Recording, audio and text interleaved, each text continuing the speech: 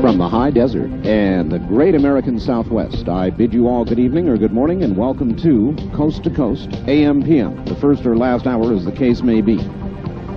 Yes, as promised, Richard Hoagland is here. By the skin of his or our teeth. We just got him before showtime. And he'll be here in just a moment. And we'll be, he's, of course, author of Monuments of Mars. And an awful lot more these days, and he's got something to say about the moon. And so we'll be talking with Richard Hoagland in just a moment. First, a programming note, and I know a lot of you are going to jump up and down when you hear this. But beginning 1 week from this Sunday, the latest, the 56th affiliate for Dreamland, KOGO, K-O-G-O, in San Diego, is going to begin carrying Dreamland live. That's 1 week from this coming Sunday. And I thought a lot of you down in Southern California would want to know that. San Diego, Los Angeles, and on up the coast. So I'm sure you're pleased to hear that. In one moment, Richard Hoagland. Now, let us go back east. I forget where he is. I think New York. Where are you, Richard? No, hold on, Richard. Just hold on. Let me get you on another line here. And let's see. Here. Richard, where are you anyway? Weehawken, New Jersey. Weehawken, New Jersey.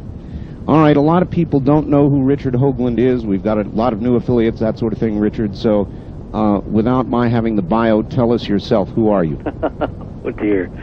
Well, let's see. I'm currently leader of a research project called the Mars Mission, which involves a range of astronomers, scientists of persuasions ranging from geology to image processing to mathematicians, anthropologists, even some artists and psychologists. And what we're trying to do is to figure out a set of objects discovered on a set of NASA images about 20 years ago, taken of the planet Mars by the unmanned Viking mission. And it's kind of the first extraterrestrial archaeological research project in history, I guess you could say. Mm-hmm. Before that, I was head of astronomy departments at museums. I was at the Hayden Planetarium in New York. I've been a NASA consultant. I've been a consultant to Walter Cronkite at CBS News, science advisor at CNN.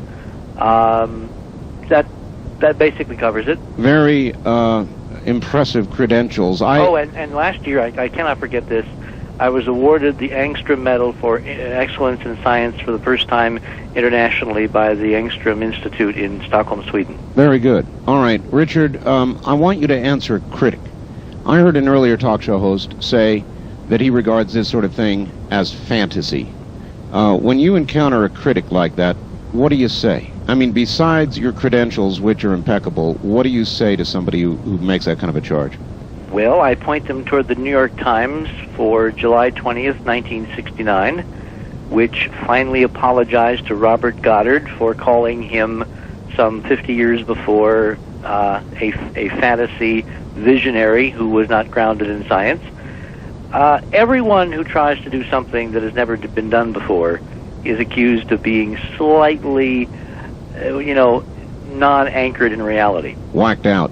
And, you just have to take that along with the rest because ultimately it's the evidence which will prove you right or wrong. And, about 10 years ago when I began this, I wouldn't have given a prayer that we would be proven right maybe within my lifetime because there were no missions going back to Mars. There was no general scientific consensus that there was any possibility of artifacts in the solar system. It was an extremely isolated position. Now we have, hundreds of scientists who have joined us in various ways. We've had peer review. We've been awarded medals. NASA has invited us 5 times. I've been asked to speak at the United Nations. I think the trend curve speaks for itself, Art. I think you're right. It certainly does. And we'll leave that one right there. All right. Richard, I've got a computer, and recently I went up on America Online, got a GIF reader, and got the GIF pictures, several of them, of the monuments on Mars, of the face on Mars. And I've been looking very carefully, as best I can. Got a nice high-resolution monitor. I must tell you, that face looks like a face. Yeah, I mean, it really looks like a face, Richard. I don't know that I've got enough detail to see some of the other objects. I can see surrounding objects, but I don't know that I can make out with the detail of the picture I have, enough detail to call them any specific structures. Okay. Are they harder to, in other words, how do you come up with that? Obviously, you've got more sophisticated techniques than I guess I do. Well, it's not technique, it's basically technology and algorithms. These photographs were taken roughly a generation ago. Right. Imagine what has happened in the computer world in a generation. A generation in the world of software, in the world of desktop computers, in the world of microprocessing, has been almost, as much a revolution as from the first Wright brothers airplane to the Apollo spacecraft going to the moon. I mean, we have literally come up factors of thousands in, computer speed. We've gone up factors of millions in computer storage capability, in the number of image processing operations that can be done per second, MIPS right. as they're called. Right. You have more computer power on your desk, Art, now in 1994. And I checked this with an engineer the other day because as we get into the discussion on the new part of our research, you'll see why this is very, very, very relevant. An ordinary, let's say, half meg hard disk, 30 megahertz DOS-based system is more computer power in one machine on a desk than all of NASA had 30 years ago. God, that's incredible. One machine. That really is incredible. One little machine. I've got a 40... All of NASA spread all over the country in a dozen centers had just 30 years ago, a little over a generation. So when you look at these images, what you have to understand is that they were recorded as digital binary information on magnetic tape, sent back to Earth, recorded here on Earth. Sure. And any of the advances which have been wrought in the way of seeing things on these images is not because we're making up stuff, but because the algorithms allow you to reach down deeper and deeper into the noise and extract that last bit of signal. Mm-hmm. And the other objects that are around the face that are, in fact, they're several miles away, you have to look to the west, all right? Yes. Those geometric, angular-looking things that look very pyramidal, they will be brought out by a combination of noise suppression algorithms and things like sharpening, unsharp masking, a variety of techniques now that everyone has access to that literally only a handful of the world's most sophisticated computer programmers could have done 30 years ago. The democratization of this technology, Art, is absolutely incredible. It's the beginning of the superhighway, and what you're looking at is only the beginning of that highway for you, so keep going. All right. Well, my question is, without yet going into what is on the moon, how does the imaging quality of the photos we've received from the moon compare to what I'm seeing from Mars? Now let me see if I understand your in other words, we just took the pictures on the moon recently, and I'm asking about You mean Clementine? Clementine, yes. I'm asking about the imaging of those pictures versus the imaging we got from Mars. Okay. All right, we need to go into a little bit of various technologies, all right? The images from Mars were acquired with what Brian O'Leary told me at breakfast the other morning was the most infernal idiocy ever turned to astronomy invented by man, namely the image Vidicon camera. He was the deputy team leader on Mariner 10 that went to Mercury and Venus, and he had a devil of a time with the technology. We were kind of comparing notes in Albuquerque the other morning when I was down there for a conference. Mm-hmm. The same kind of camera was flown during Viking to Mars. An imaging Vidicon is a little pencil, actually cigarette-sized vacuum tube, which writes an image on the front faceplate of the tube by means of an electrical current, a beam of electrons, and various magnetic fields. Or put another way, it's a TV camera. It's a very tiny, but it's a vacuum tube TV camera. Right. Now, the modern TV cameras that you have in your camcorders, yes, and you have in your studio cameras, top of the line, and you have in your space missions, those are not Vidicons. Those are solid-state CCDs, charge-coupled devices. They're chips. Right. Look, Ma, no moving parts, no vacuum tubes. Right. It's all done with chips. The chip camera is probably 1,000 to 10,000 times more sensitive. It is 100,000 times more linear, meaning the lightest and darkest things it can photograph and not overexpose or underexpose Right. is enormous compared to bottom line is the modern technology is 1,000 times better than what was sent to Mars. Wow. That's the technology now. That's not counting the imaging algorithms and the sophisticated mathematical techniques of enhancing, shading, contrast, stretching, all those things that you do with images once they come home. Now, why is the technology important? Because you're only as good as your front end. You know, if you have a lousy radio, Art, I don't care how good a signal you're putting out. If the radio is bad, we're going to sound terrible tonight in somebody's living room, right? It's true, yes. Whereas if you have a $2,000 stereo receiver, it's almost as if we had moved in. That's right. That's exactly right. Well, that's the comparison. All right, well then here's the question. If we had today's technology, the technology available on Clementine, and it had been in roughly the same place taking the same photographs of Mars, would there be much of an argument about what we were seeing? I would have had a lot easier time. A lot easier time. Yeah. No, you're absolutely right. Because the noise levels would have been lower, the number of pictures would have been vastly superior, the comparisons, we could have had color, we could have had stereo, we could have had multiple angles.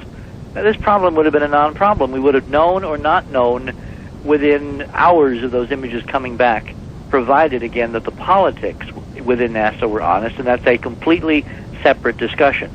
But technologically, no. If we'd had CCD imaging on Viking, the face on Mars would be a resolved mystery tonight. All right, I thought so. Now, this came to me in a fax from somebody at Cairo News, KIRO, up in Seattle. It says, Russian and U.S. Mars mission planners are meeting at the Jet Propulsion Lab in Pasadena, according to Aviation Week, to better define U.S.-Russian participation in a proposed space exploration program to be called Mars Together. France, Germany, and Italy are also considering joining in the new 1998 unmanned mission to Mars. What do you know about that? Well, I know the Russians were supposed to launch this year. In fact, we were kind of hoping that they would get a look at Cydonia, that they may even land one of their mini rovers, and it was delayed. It's been delayed now 2 years to 1996. This is part of the ongoing discussion between NASA and the European space community, and of course the Russians have now joined the European space community for plans after 96. The next opportunity is 98. You get an opportunity to go to Mars roughly every 2 years. So this is part of what we get to see in public. What really is driving this, I basically could speculate, but I have no direct knowledge. All right. In other words, I don't know whether there is some plan to investigate the Cydonia objects quietly together, or they don't even know they're there, or they're pretending they're not there. In other words, I cannot speculate. All right. Before we get to the moon again, I'm delaying this, I want a little bit of background on NASA. I mean, you worked for NASA, and now you're in contention with NASA. And why is that? I mean, you worked for the organization, and now you're turning around, in essence, and saying, gee, what a bunch of liars. Well, let me put that hopefully in a correct perspective. I was a NASA consultant. I was a NASA fan from the beginning. I mean, when I was at the museum in Springfield in 1964, I created a transcontinental project between the Museum of Science in Springfield and the Jet Propulsion Laboratory in Pasadena with an NBC affiliate named WTIC in Hartford, Connecticut. It was owned by the Travelers Insurance Company. We did an all-night program with everyone from Carl Sagan to Alan Hynek. We broadcast the program by laser as an experimental technology for communication, foreshadowing ultimately someday what would be occurring across the solar system or between the moon and Earth or Mars and Earth and all that. The program was nominated for a Peabody, and the occasion was the first flyby of the Mariner 4 spacecraft past Mars in July of 1965. So I cannot say that I was an antagonist in the beginning, but what I have become is a critic because the agency has drifted away from the charter. When you go back and look at how NASA was formed in 1958 as a unique government agency that was to be of service of, by, and for the people of the United States, if you read the charter, it says in one paragraph that there shall be all appropriate and widespread dissemination of the process and results of NASA's activities in the field of science and inquiry into the universe, et cetera, et cetera. And what we have found, and what has been documented not only by our own efforts, but by the efforts of people like Dr. Stan McDaniel, is that somehow NASA is not operating today in consonance with its charter. Now, most of the people in NASA, the 99.9%, who are, heroic, pioneering, who believe in the charter, they would be appalled if they had done their homework and found what we have found. So it's not that I'm opposed to NASA. What I'm opposed to is the tiny handful of people who, over the last 30 years, as we are now unfortunately able to document, have caused the agency to diverge more and more from its ideals, its goals, its vision, its principles, its ethics, on which the American people have depended. And we're doing this on behalf not only of people who care about NASA, but the people within the agency who are being sold down the river along with the rest of us. Richard, what influence caused this change, do you think? Fear. If you read a document called the Brookings Report, which we have unearthed now as part of our political activities, you find that literally as NASA was being created in 1958-59, there was a general effort by the agency to reach out to the scientific community and to gather experts from a variety of fields, anthropologists, economists, lawyers, politicians, industrialists, whatever, and to ask them, how do we do this, boys and girls? How do we create a space agency, and what should we do, and what would the impact be back on the American society? This study, which is available from federal archives all over the country, which was submitted by NASA to Congress in 1961, in April of 1961, by the then new Kennedy administration, turns out to have contained within it what I have now called the ticking time bomb, the kind of logical paradox. Because on the one hand, NASA charter called for it to be the most open, democratized agency in the history of the federal government, in the history of this republic. In this Brookings report, there is a section dealing with extraterrestrial intelligence, extraterrestrial life. And in that section, NASA received recommendations that if it ever found artifacts, and it was expected that it might find, as part of its unmanned space activities, robots like Viking, or Lunar Orbiter or Surveyor or other missions out across the solar system, it might find artifacts. And on page 215, this document predicts that. It says that because of the potential for anthropological devastation, the fact that previous civilizations on Earth, when they have been forced to confront suddenly advanced cultures completely above and beyond them, that they have disintegrated, it recommended that serious consideration be given to simply not revealing this data, to withholding this information from the American people and thereby from the rest of the world. My God, that's the equivalent of an unconstitutional act. In fact, the parallel, Richard, to what has occurred to our own Constitution since its penning, really there are many parallels. So do you think it just might be that NASA, like every other bureaucracy, like our own damn federal government, got too big and as a natural course began to sort of draw in and become protective? Well, if you look at the sociology of this institution, and you understand that in the time frame when this recommendation was made by people of the level of competence and authority of Margaret Mead, who was a very well-known anthropologist of this period, the head of Harvard, the general counsel for the United Nations. I mean, the names of the people on this Blue Ribbon Commission read like a who's who of American science and industry of the time period, coming out of the very paranoid McCarthy period, where we were afraid of our own shadow and everybody else's shadow. The idea that a bunch of very respected academics would basically say to NASA, look, if you find ETs, you could destroy civilization if you let it out, I think had a profound chilling effect on the scientists and the administrators and the engineers who have been running NASA for the last 30 years. What about the contention itself, Richard? Well, that's a separate issue, because remember, politics is mostly perception. Yes. Politics is the art of dealing reality, spinning reality, not reality itself. So regardless of whether you now look back in hindsight and say, oh, they were crazy to have thought that, the fact that, and I want to in a moment get into a couple of other governments that are in the same position kind of sociologically that we were 30 years ago. Right. And that I've now dealt with. I've had representatives come and stay with us and talk to me about how they would respond to this kind of information, given that their treatment of academics is very different than ours is now. It's more like it was 30 years ago.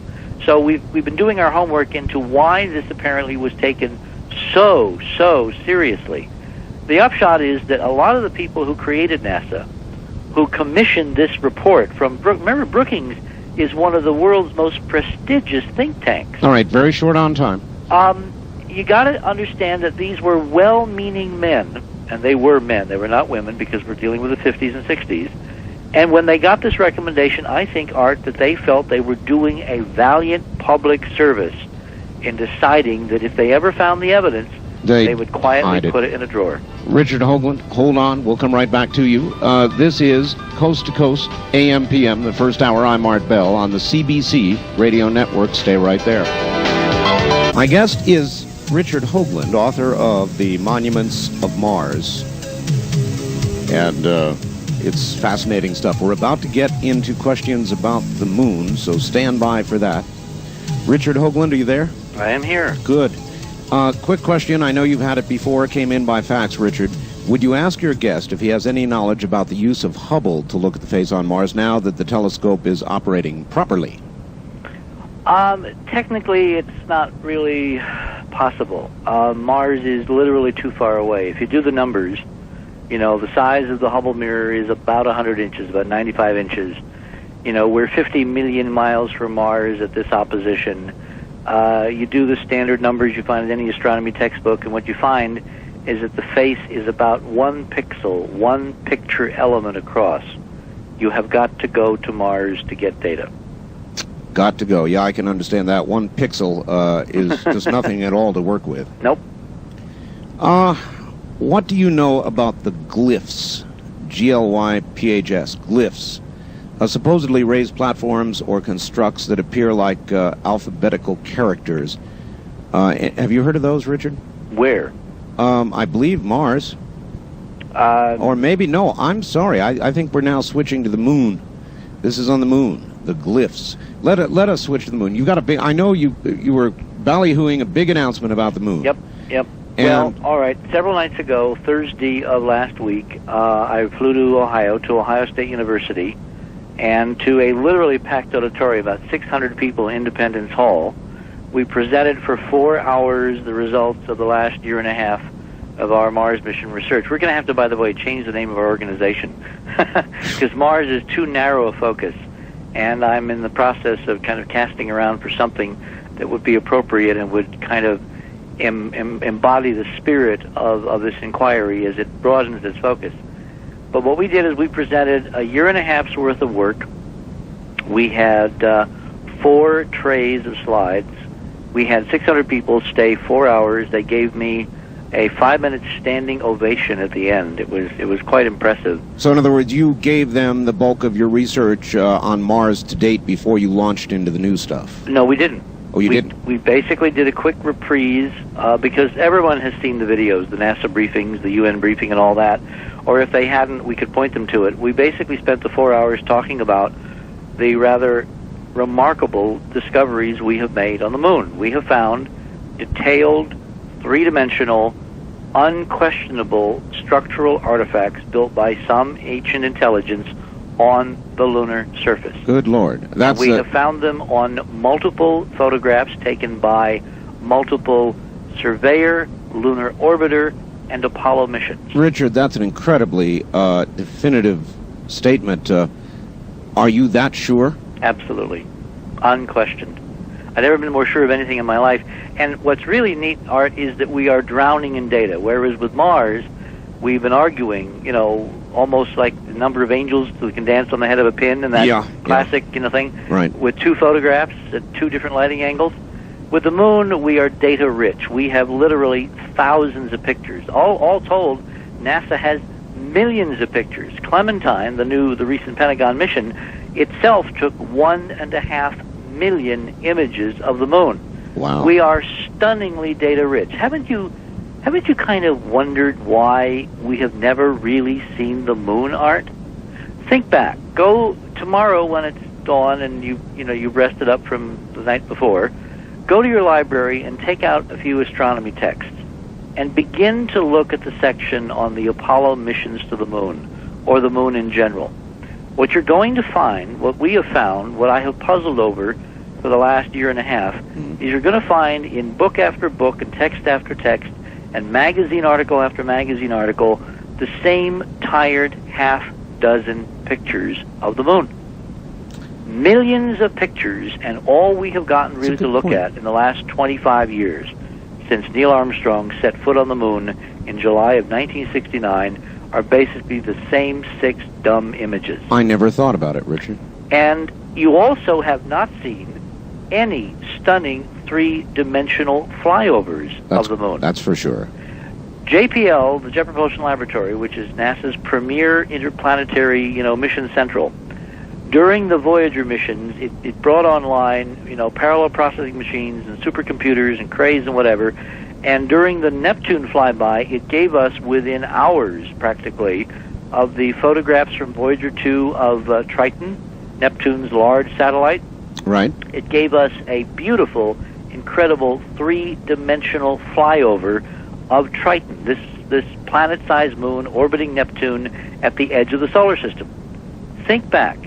Have you ever seen a 3D flyover of our own moon? No. Have you ever seen, camera hovering, flying, skimming just above the Sea of Tranquility, darting across Copernicus, making a right turn at Archimedes, going through the Alpine Valley, shooting down over the rim of Tycho? No. Nothing. No, you're right. I see them only. Images. I see them only of Earth, Richard. They will show the technology and how it's done on Earth and so on and so on, but never the moon. Mars, you see the volcanoes. We have recreated our own version with Sidonia and Dr. Carlotto and the imaging technologies at TASC, the Analytic Sciences Corporation in Reading, when Mark worked there. But think back, we had 3 extraordinary mapping cameras on Apollos 15, 16, and 17. These were 24-inch aerial reconnaissance cameras used by the military, to photograph the heck out of Cuba and pinpoint the missile silos, loaded with the best high-resolution aerial film that American technology could provide. They mapped stunning orbit after orbit after orbit after orbit of the moon. And have you seen one frame that of you those mentioned photographs? Now that you mention it, no. So where is all this stuff? Well, they dare not show it to you because it contains evidence, stunning evidence of artificial structures that they, and we'll get to who they might be, have not wanted you to see for 30 years. Brookings has been in full force, and we have been living a lie, Art. And that's what I showed the crowd at Ohio State University, and that's why they gave me a standing ovation, because we've finally broken the lie. Richard, the moon is not 1 pixel from Earth. Nope. It's a lot closer. Optical telescopes can and do all the time. You are going to love this. I guess I will. One of our Mars mission members, and I'm going to name names and frame numbers tonight so people can begin to begin the crucial verification process. Good, all right? Good. We also had a professional TV crew at Ohio State. We filmed the entire 4 hours. We are in the process of editing the 4 hours. We are hoping to have an online video available so everyone can see these images on their VCR within a matter of weeks, hopefully next 2 or 3 weeks. When will computer images be available? Good question. I have not been able to get the data into the hands of our computer people yet, simply because I had to get the stereo, and getting this silently, quietly out of NASA has been like pulling teeth on a mountain lion.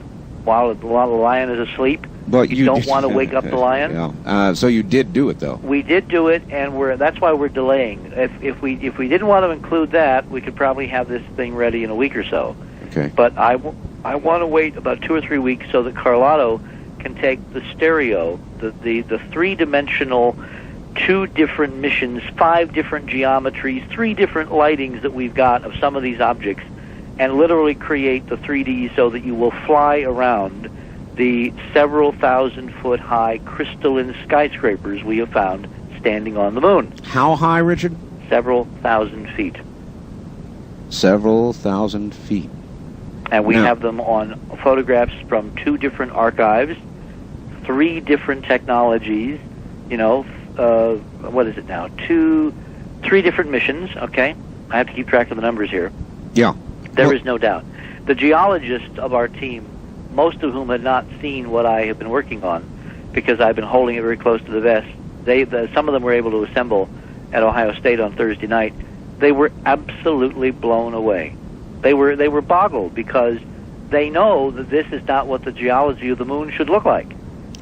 It just doesn't look like that, boys and girls. And the amazing thing to me, more so than the artifacts, is how they've kept the secret. And that, to me, is going to be the most amazing puzzle of all this, because I can't imagine that we're the first to have seen this.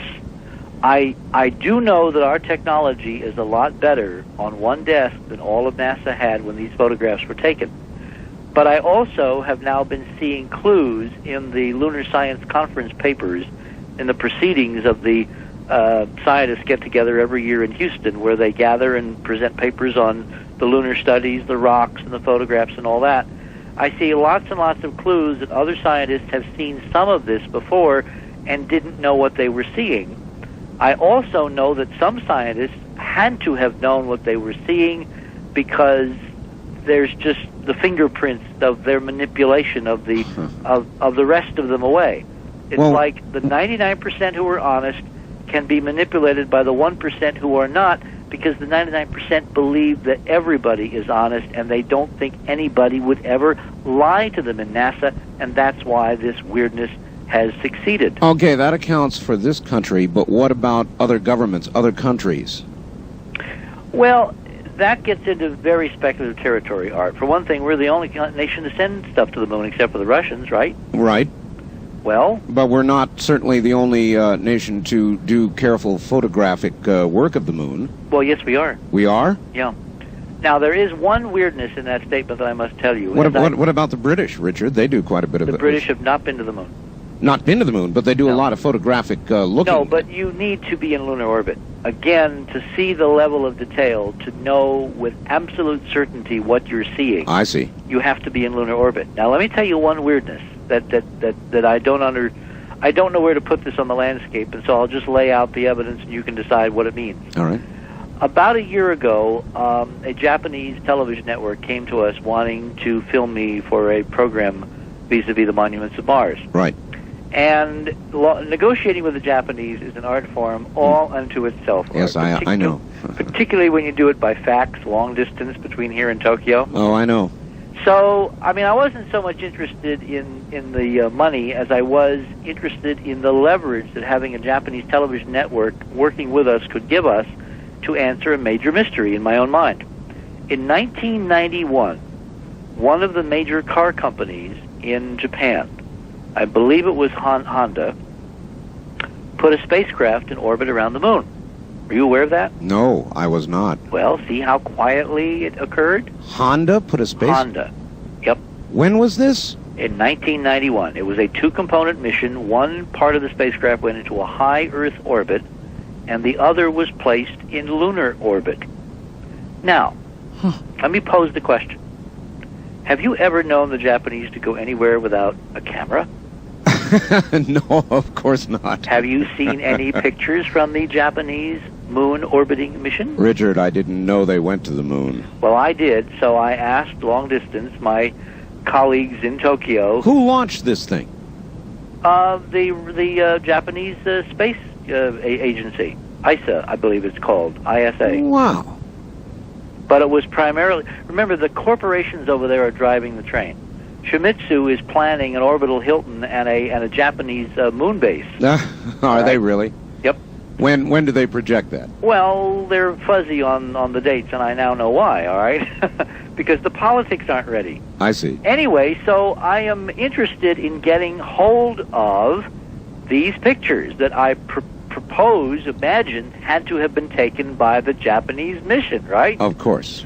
So rather than the normal international exchange of, dollars for rights and all this, I basically propose we do this for a very modest amount, but I want access to the Japanese lunar pictures.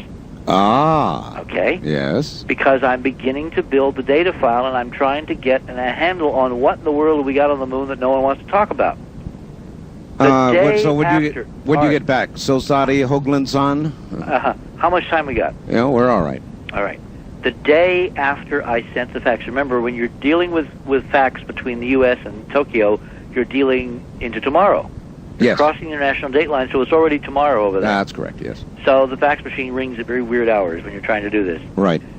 Literally within hours of my sending this fax, where that was the condition for my going ahead with this arrangement, yes, my contact sent me a copy of the Tokyo Times back by fax that morning, which announced that the Japanese spacecraft had crashed on the moon. Oh, my. Within hours. And further, it stated that it only took 2 pictures, neither of which was usable. Yeah, right. Incredible. I hate to say, Art, but I think the fix is in. The international fix. Exactly. We have one world. One world, one space agency, yeah. Eh? And the last vestige of competition vanished when the Soviet Union collapsed in all its glory, a couple of years ago. You're right. The fact that the Russians have now delayed again going on the wake of Mars Observer disappearing, if it weren't for the fact that we've now got them by the... Well, this is family radio, so I can't tell you what we've got them by. So, Richard, we are now the gatekeepers. We are the gatekeepers, and fortunately, the Constitution still prevails, and fortunately, we've got the data, and fortunately, the American people can take back their space program, but they've got to get mad enough to decide this nonsense is high time it ended. Enough already, huh? And you're convinced of this? I mean, you're sure of it? There's no question about it? It's not just me. When I send you the tape, you're high on the list of getting the first copies next week of what we call the preview copies. Great. I had a meeting this afternoon with our production people, and I've set aside in the budget 100 copies, freebies, to be given out to media, political people, scientists, colleagues, kind of high priority targets, because once you see what is there, what we have found, your life will never be the same again, and you will demand that Bill Clinton do with NASA what he's done with the Atomic Energy Commission, open the damn file. Is he likely to do that? We are talking with the Clinton administration even as we speak. We had a conference call yesterday with one of the president's closest friends, someone who has taken the McDaniel document into the Oval Office, and I am going to try to set up a situation where Bill Clinton either can become a hero, a la the man that he, venerates, John Kennedy. Yes. Or history will write something different. Evidence is there. More like a Richard Nixon. There are 2 ways you can write history. You can either lead or you can follow. Mm-hmm. In this case, leadership is demanded. The positive benefits, Brookings, aside, the positive benefits of leveling with the American people, presenting clearly and concisely what we've got and now what we can do with it, the extraordinary opportunities and the benefits to the economy, to the global political situation, to domestic, peace and tranquility, all of the positive things that can happen by being honest on this issue, by going forward with the research and the development and making use of this knowledge for the benefit of all mankind, so far outweigh the fears of a few timid bureaucrats who have been huddling, quivering, shivering under the covers for 30 years because Margaret Mead said we would destroy civilization. If you tell us that will not happen, this is the Star Trek generation, Art. We have been raised on going where no one has gone before, and I frankly think it's high time that we all grew up and we went ahead and made known what a few have known and have seen while the rest of us wondered. Richard, maybe we're ready, but what about the rest of the world? We are not alone.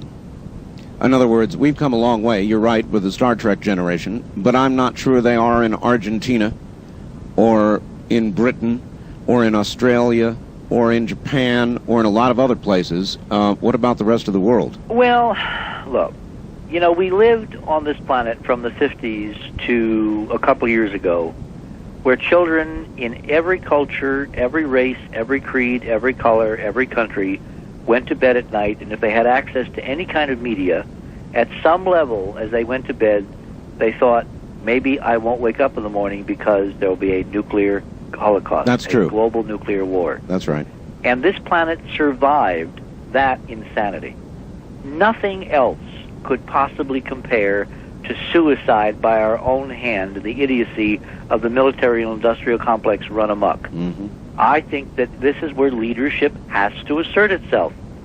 The positive benefits, culturally, scientifically, technically, and economically, of pursuing this high frontier now, of verifying what's there, of exploring what's there, of returning the extraordinary knowledge of what's there. When we get into the details of what is there, you'll see why we desperately need this knowledge back on Earth to help us save the Earth. What makes you think they don't already have it? What makes you think they have not already explored it? If they've done all this, the rest of this stuff in secret, why would you imagine they'd have as much knowledge as you may have and it would not have acted on it?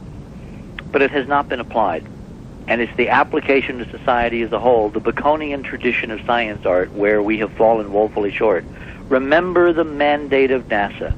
NASA's charter was to explore space and to create the technologies and the knowledge base to apply that wisdom and knowledge for the benefit of all mankind. There has been a woeful gap between that vision and what in fact has taken place.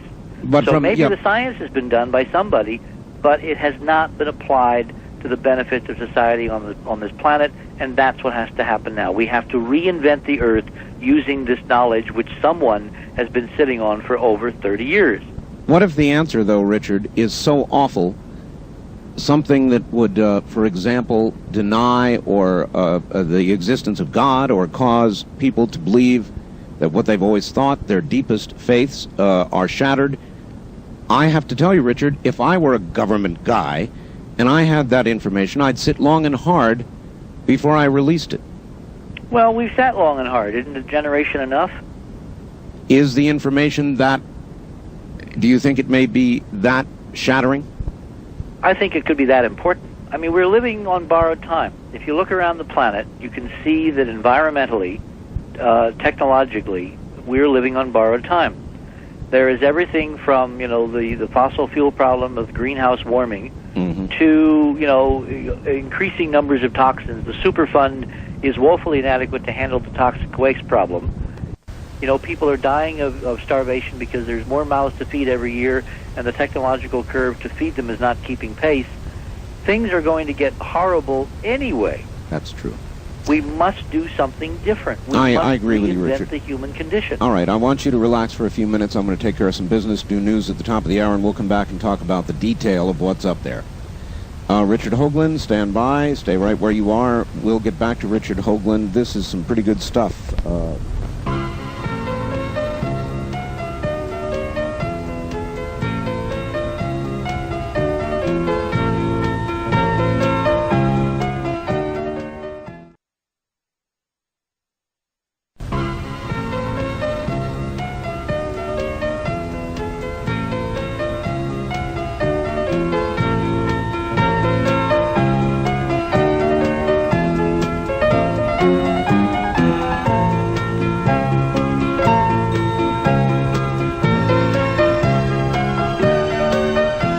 Kingdom of Nye. You're hearing Coast to Coast AM with Art Bell. Much more than just a talk show. To participate in the program, call toll-free 1-800-618-8255. That's 1-800-618-8255. This is the CBC Radio Network. On nearly 100 radio stations now, we're going to light up the night, believe me, with what Richard Hoagland is saying. Definitively, without question, he's found artificial artifacts on the moon. And we'll get back to Richard Hoagland and talk about that in just a moment, as I try to do when I have a guest. We cluster some of our business toward the beginning and end of an hour to open up the maximum center time. So back to Richard Hoagland in just a moment. He has been a consultant for NASA. He is the author of The Monuments of Mars. He heads an organization that he's getting ready to change the name of because the mission is broadening. And his name is Richard Hoagland. He says there are undeniably, obviously, artificial objects on the moon. Richard, are you there? I am here. Good. Let's get into a little bit of detail. Exactly what is it you found on the moon? Well, we found a range of things. What led us to this site was extensions of our work on Mars. As you know, we have been looking at the monuments on Mars for about 10 years. Yes. And what we found is that these structures on Mars, and I'll remain with Mars for a moment, are not laid out at random. Part of our epistemology, part of how we know, or with a high level of confidence, strongly suggests, if you want to be really conservative, that there are structures on Mars, is because they have a very precise and overwhelmingly repeating geometric pattern. They are not laid out at random. Mountains and craters and other things have a random distribution. These things are as orderly, if you know what you're looking at in terms of geometry, as the streets of Albuquerque or Las Vegas or Los Angeles. It requires, though, some different sort of geometry to come to these conclusions, doesn't it? No, it requires Euclidean geometry, but it's different angles. Instead of right angles, we're dealing with multiples and submultiples of what we would call tetrahedral geometry, which is the geometry of a circle. What are called polyhedra, many-sided figures inscribed within a sphere.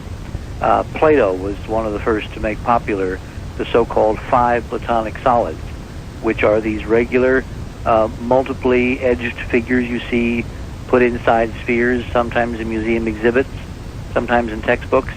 The simplest of those forms is the tetrahedron, which is a 4-sided, 4-cornered pyramid made out of a series of equilateral triangles. If you take a sheet of paper, and you take a pen or a pencil, and a scissors, and a ruler, and you draw 4 equilateral triangles on the piece of paper. Now, an equilateral triangle is a triangle whose sides and angles are all equal. Remember, the angles in a triangle in 2 dimensions have to add up to 180 degrees. Right. So if you have a 60-degree angle, and a 60-degree angle, and a 60-degree angle, that satisfies the first criteria. Mm-hmm. That makes 180. And each edge will be exactly the same.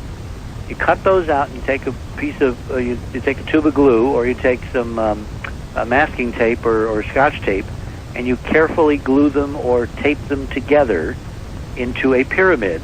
And you've got 1 on the bottom and 3 on the sides, and it's got 4 sides and 4 corners, and there is a tetrahedral pyramid. All right. Put that in a sphere, and you're off and running. Okay. In 2 dimensions, not in 3, but in 2 dimensions, an equilateral triangle is the symbol, is the stand-in for this tetrahedron. All right? What led us to the site on the moon, where we have found the structures, is an 18-mile diameter crater in whose interior is an almost perfect equilateral triangle arc, which can be seen from the Earth with a telescope. What would it appear to be? A triangle as in indentation? It appears to be a dark equilateral triangle. Can you tell whether it is an indentation or a protrusion? Well, you can't tell from the Earth-based photographs. We've now acquired photographs taken by the Lick Observatory about 50, 60 years ago. And these were available from NASA. They were picked up by a colleague of mine at an archive in Hawaii, of all places. We tried to get some full moon photographs from Lick directly, and for some curious reason, we couldn't get any. I don't know whether it was because the people we were dealing with were kind of dumb, or they're not available, or I don't understand why, but we finally had to track down full moon pictures through a NASA archive out in Hawaii. And when you scan them and put them up on the computer and enlarge them, lo and behold, this crater called Okhurt has this stunningly perfect equilateral triangle inscribed within it. It's the only crater on the moon that we've examined. We've now looked at thousands of them that has this. Now, what makes this pretty interesting is that this crater, at certain times, is the closest crater to Earth on the moon.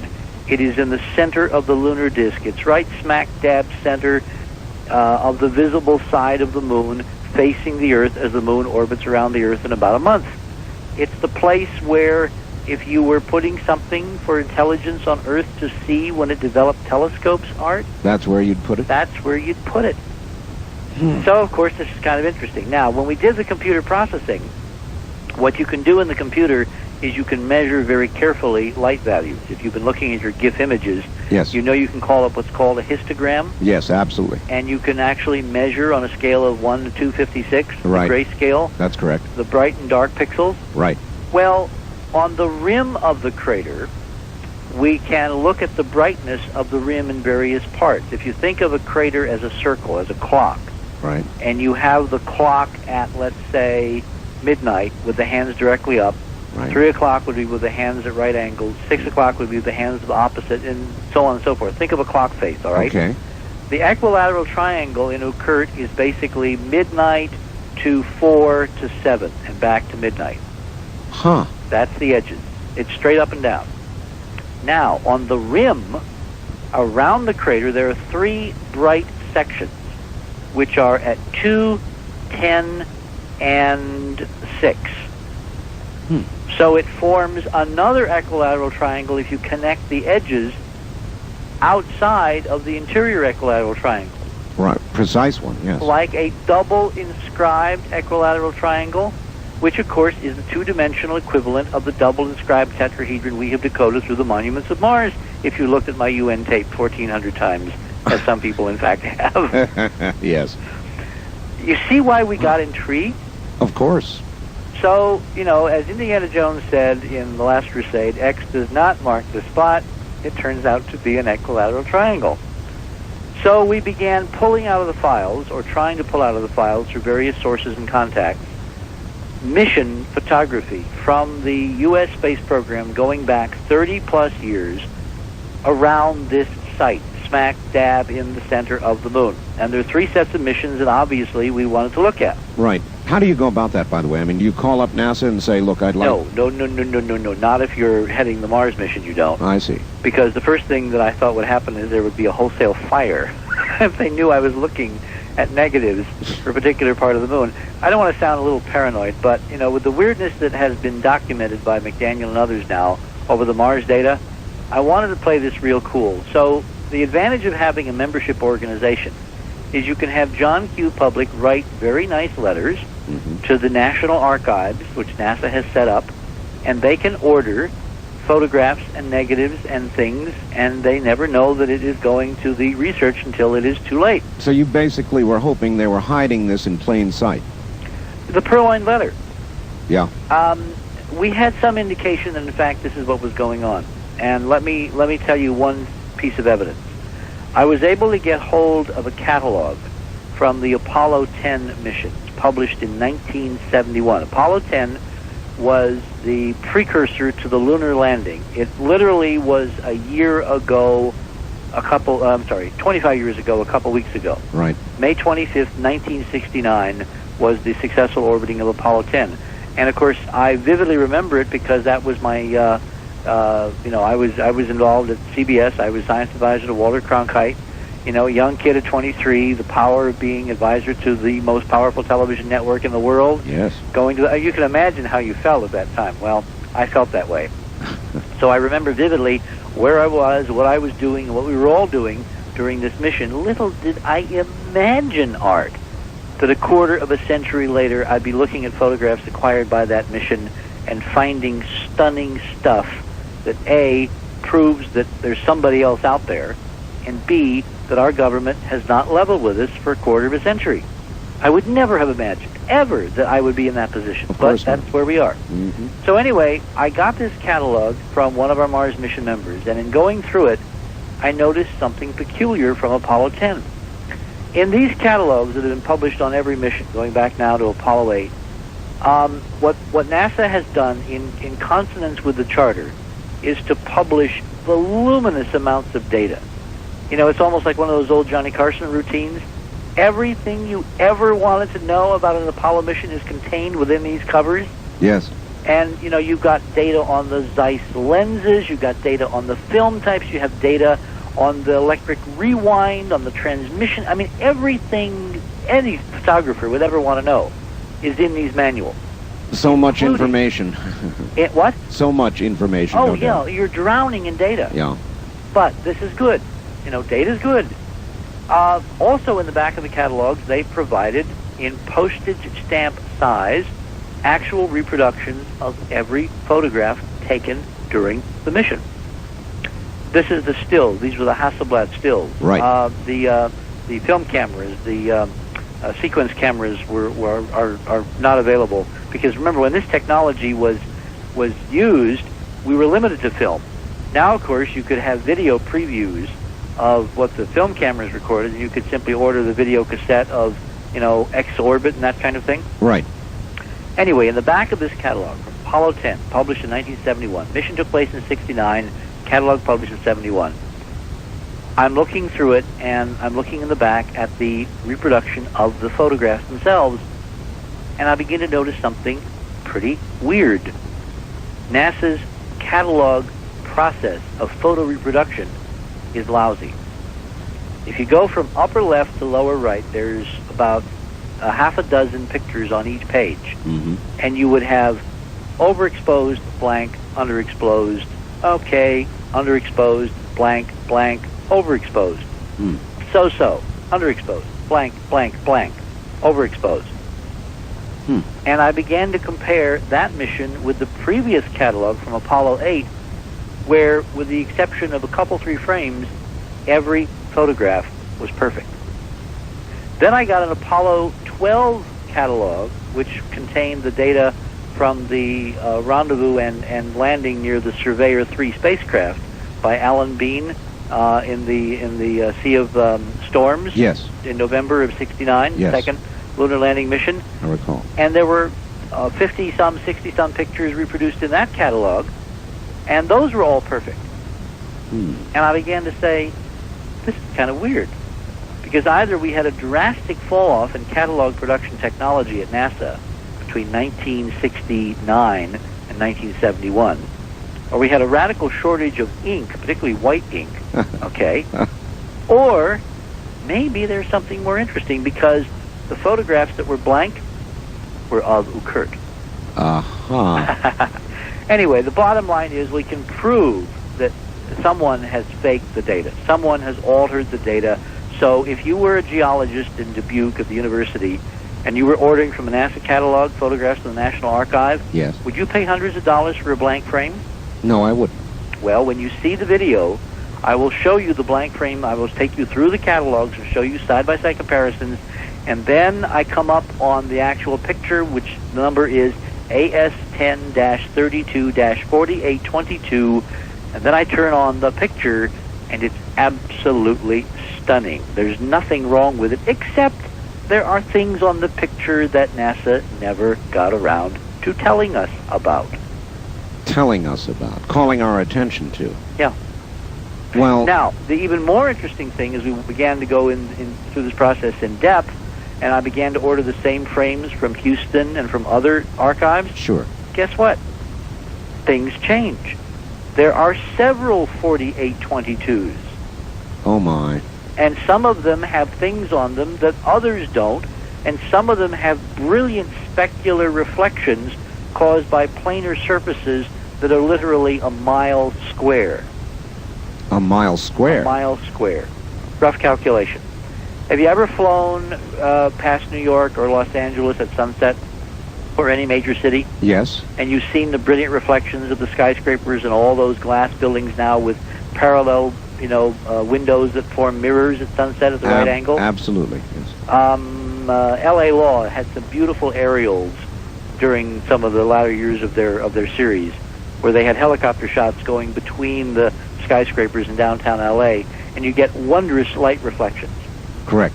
We are seeing light reflections from the skyscrapers on the moon, Art. You just called them skyscrapers. Well, what would you call something that sticks several thousand feet tall and is rectangular and has windows and reflects the sunlight? Excuse me, wait a minute. Windows? Windows.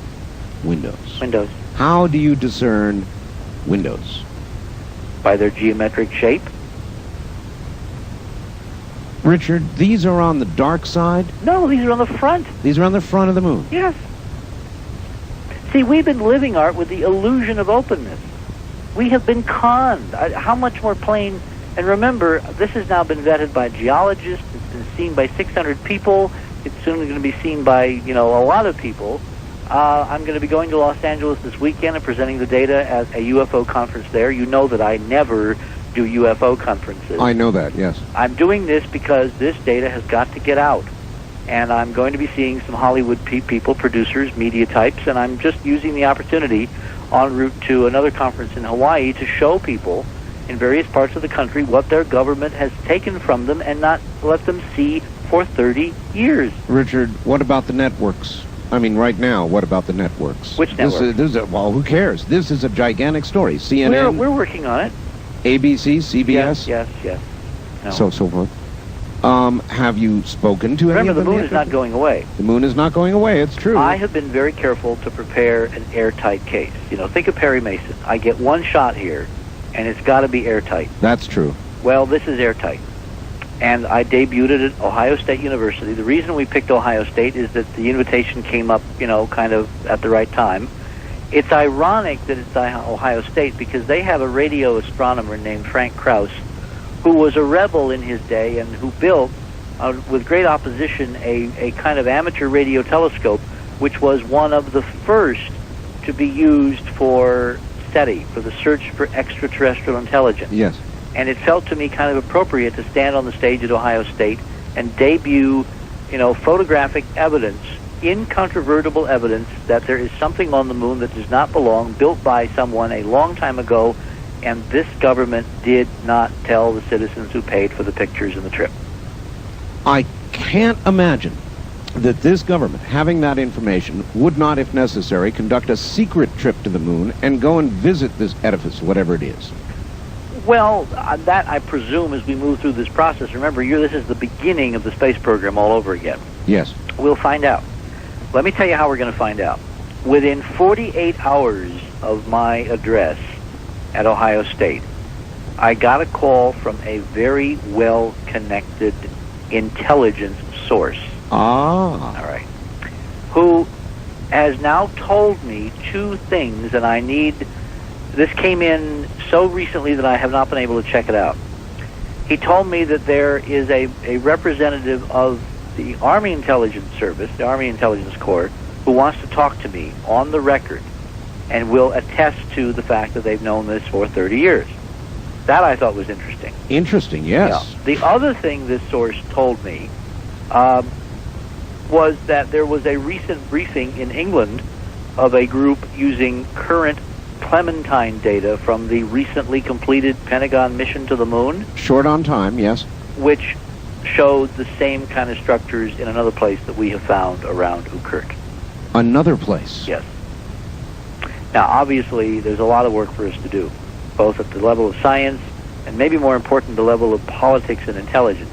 But the dam is about to burst. Art, you are witnessing the beginning of the new era because you can't hide the moon. All right, Richard, hold it right there. Thank you. That's a good place to hold it, as a matter of fact. Well, if this doesn't keep you riveted, check your pulse. You're probably not really here.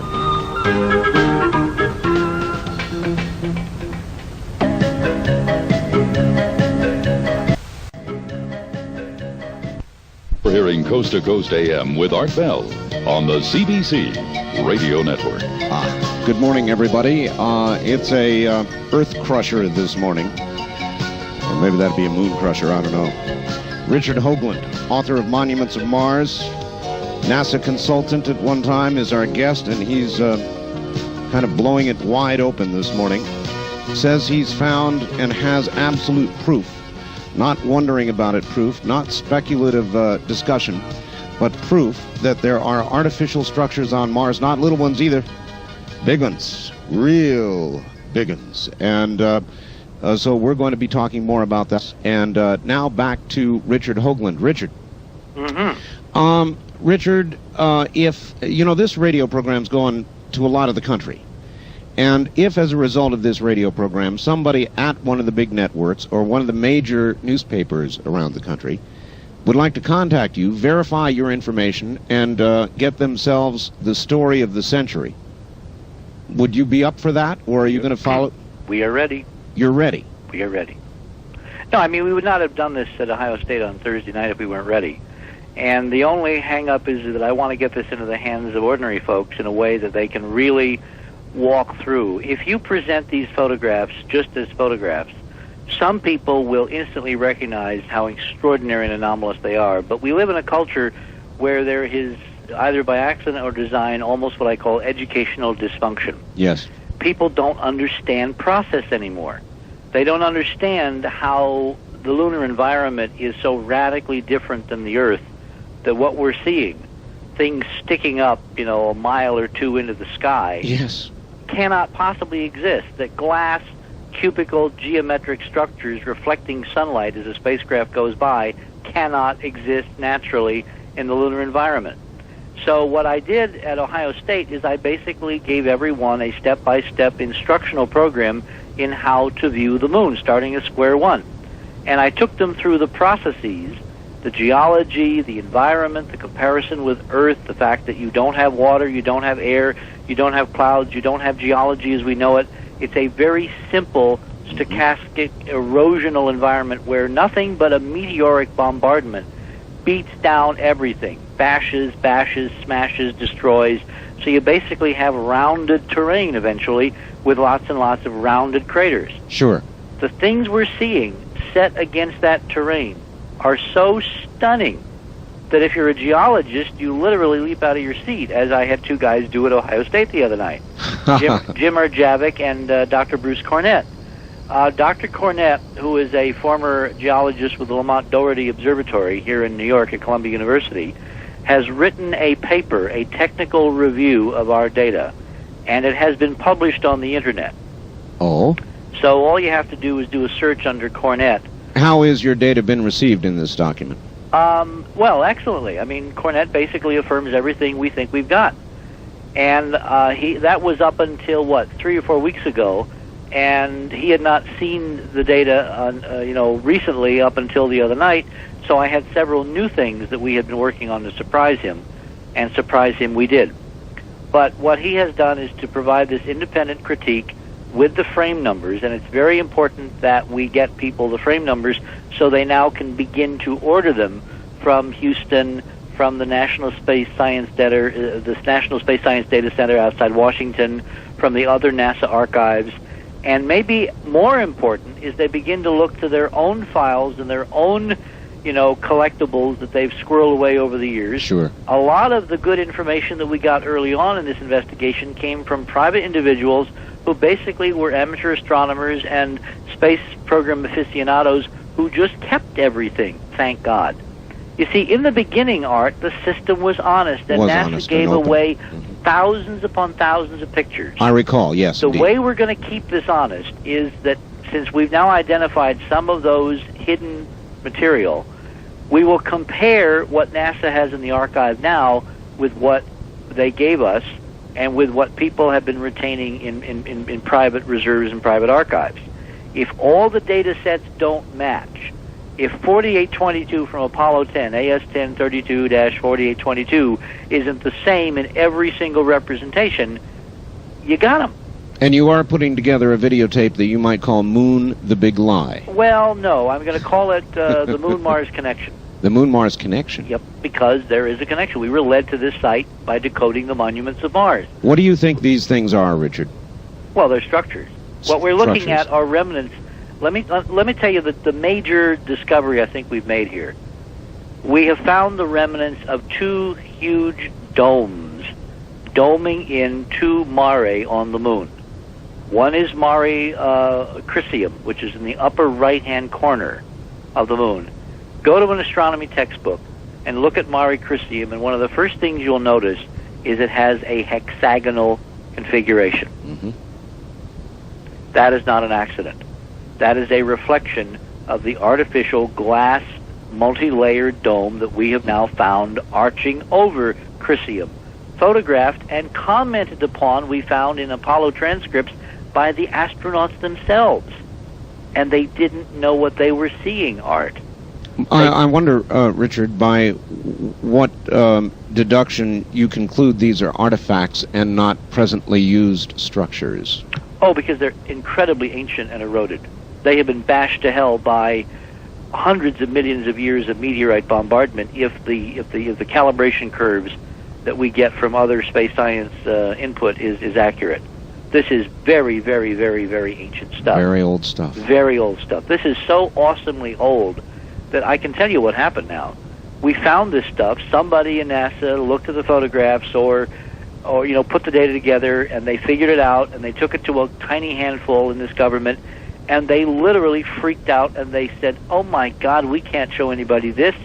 And they hid it from the rest of NASA and the rest of us, and they've been terrified that someone would find out for 30-plus years. Richard, I want to run something by you. This last Sunday on Dreamland, I had a physicist on who is of the opinion that that we have had a number of polar changes, polar shifts, and that there have been previous civilizations that are not necessarily, in other words, that our current ETs, if they exist, are not really from any place else, but in fact from previous civilizations where humanity has risen to some level or another of technology and then been smashed down, much like the dinosaurs, by polar shifts.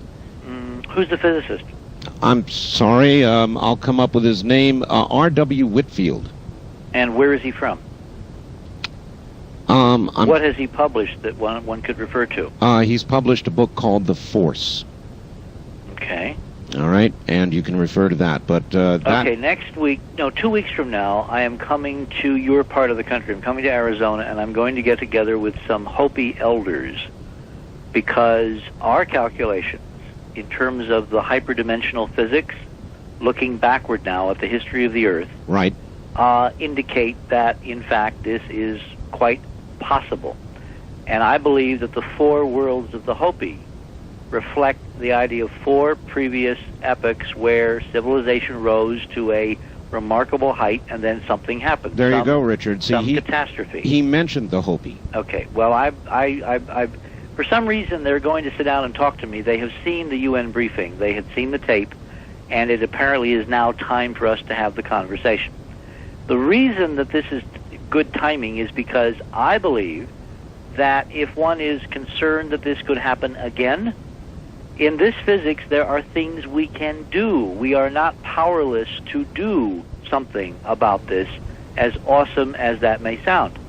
And part of the secret, part of the reason why we've got to get to the moon is to find out the knowledge and expertise which I think must exist there in some archives, plural, that is at a level below the level of meteorite bombardment and devastation we see, because from other indications I think that things probably go down as deep in the moon as they extend above it in terms of the photographs that we've been analyzing. One of the reasons I brought that up, or set that up, Richard, is because... Yeah, why did you set that up, I Art? set that up. I set that up because if we're looking for motivations to keep something secret, if the answer is that we're going to get wiped out, there's going to be a polar shift, and according to this physicist, that would produce 800-mile-an-hour winds, it would literally bury this civilization, just about any traces of this civilization, the earth changes that would occur and so forth, would devastate it. He says there are prior civilizations, and they are literally buried, down very far. I don't quite understand the connection with the moon. Well, the connection is that some prior civilization right. May have constructed the things that you're seeing on the moon. Okay. And that, in fact, as you follow the logic, the question is what happened to that civilization. Okay. It then becomes apparent that, another polar shift is coming, and that's wait. It's not good news. What we're looking at is and now we're really at the boundary of speculation. Yes, I understand. Remember, we're looking at they're very good photographs. We're seeing detail down to the order of meters, all right, feet on these photographs. One of our geologists believes that some of the photographs that I'm showing are the footings in the northwestern area of the actual dome. That the erosion has been so severe that we're now seeing the foundations. What we see are mile after mile after mile of absolutely parallel double craters, all aligned with each other in 3 dimensions. Oh, did I mention that this stuff is made out of glass? How can you know that? Because you can see through it. You can Glass see. has a certain refractive index, and as you change the angle, there are predictable laws called Snell's laws of refraction and reflection, and this stuff is built out of glass. Now, before you say, wait a minute, he's gone over the edge here, there is a NASA study, which I cite, and you'll see in the video, by a gentleman who is located not very far from you, as miles go. He is at the Los Alamos National Laboratory over in New Mexico. Oh, yes. Okay. His name is Dr. James Blakick, and he has written a number of articles over the years, including some in Scientific American on lunar basing.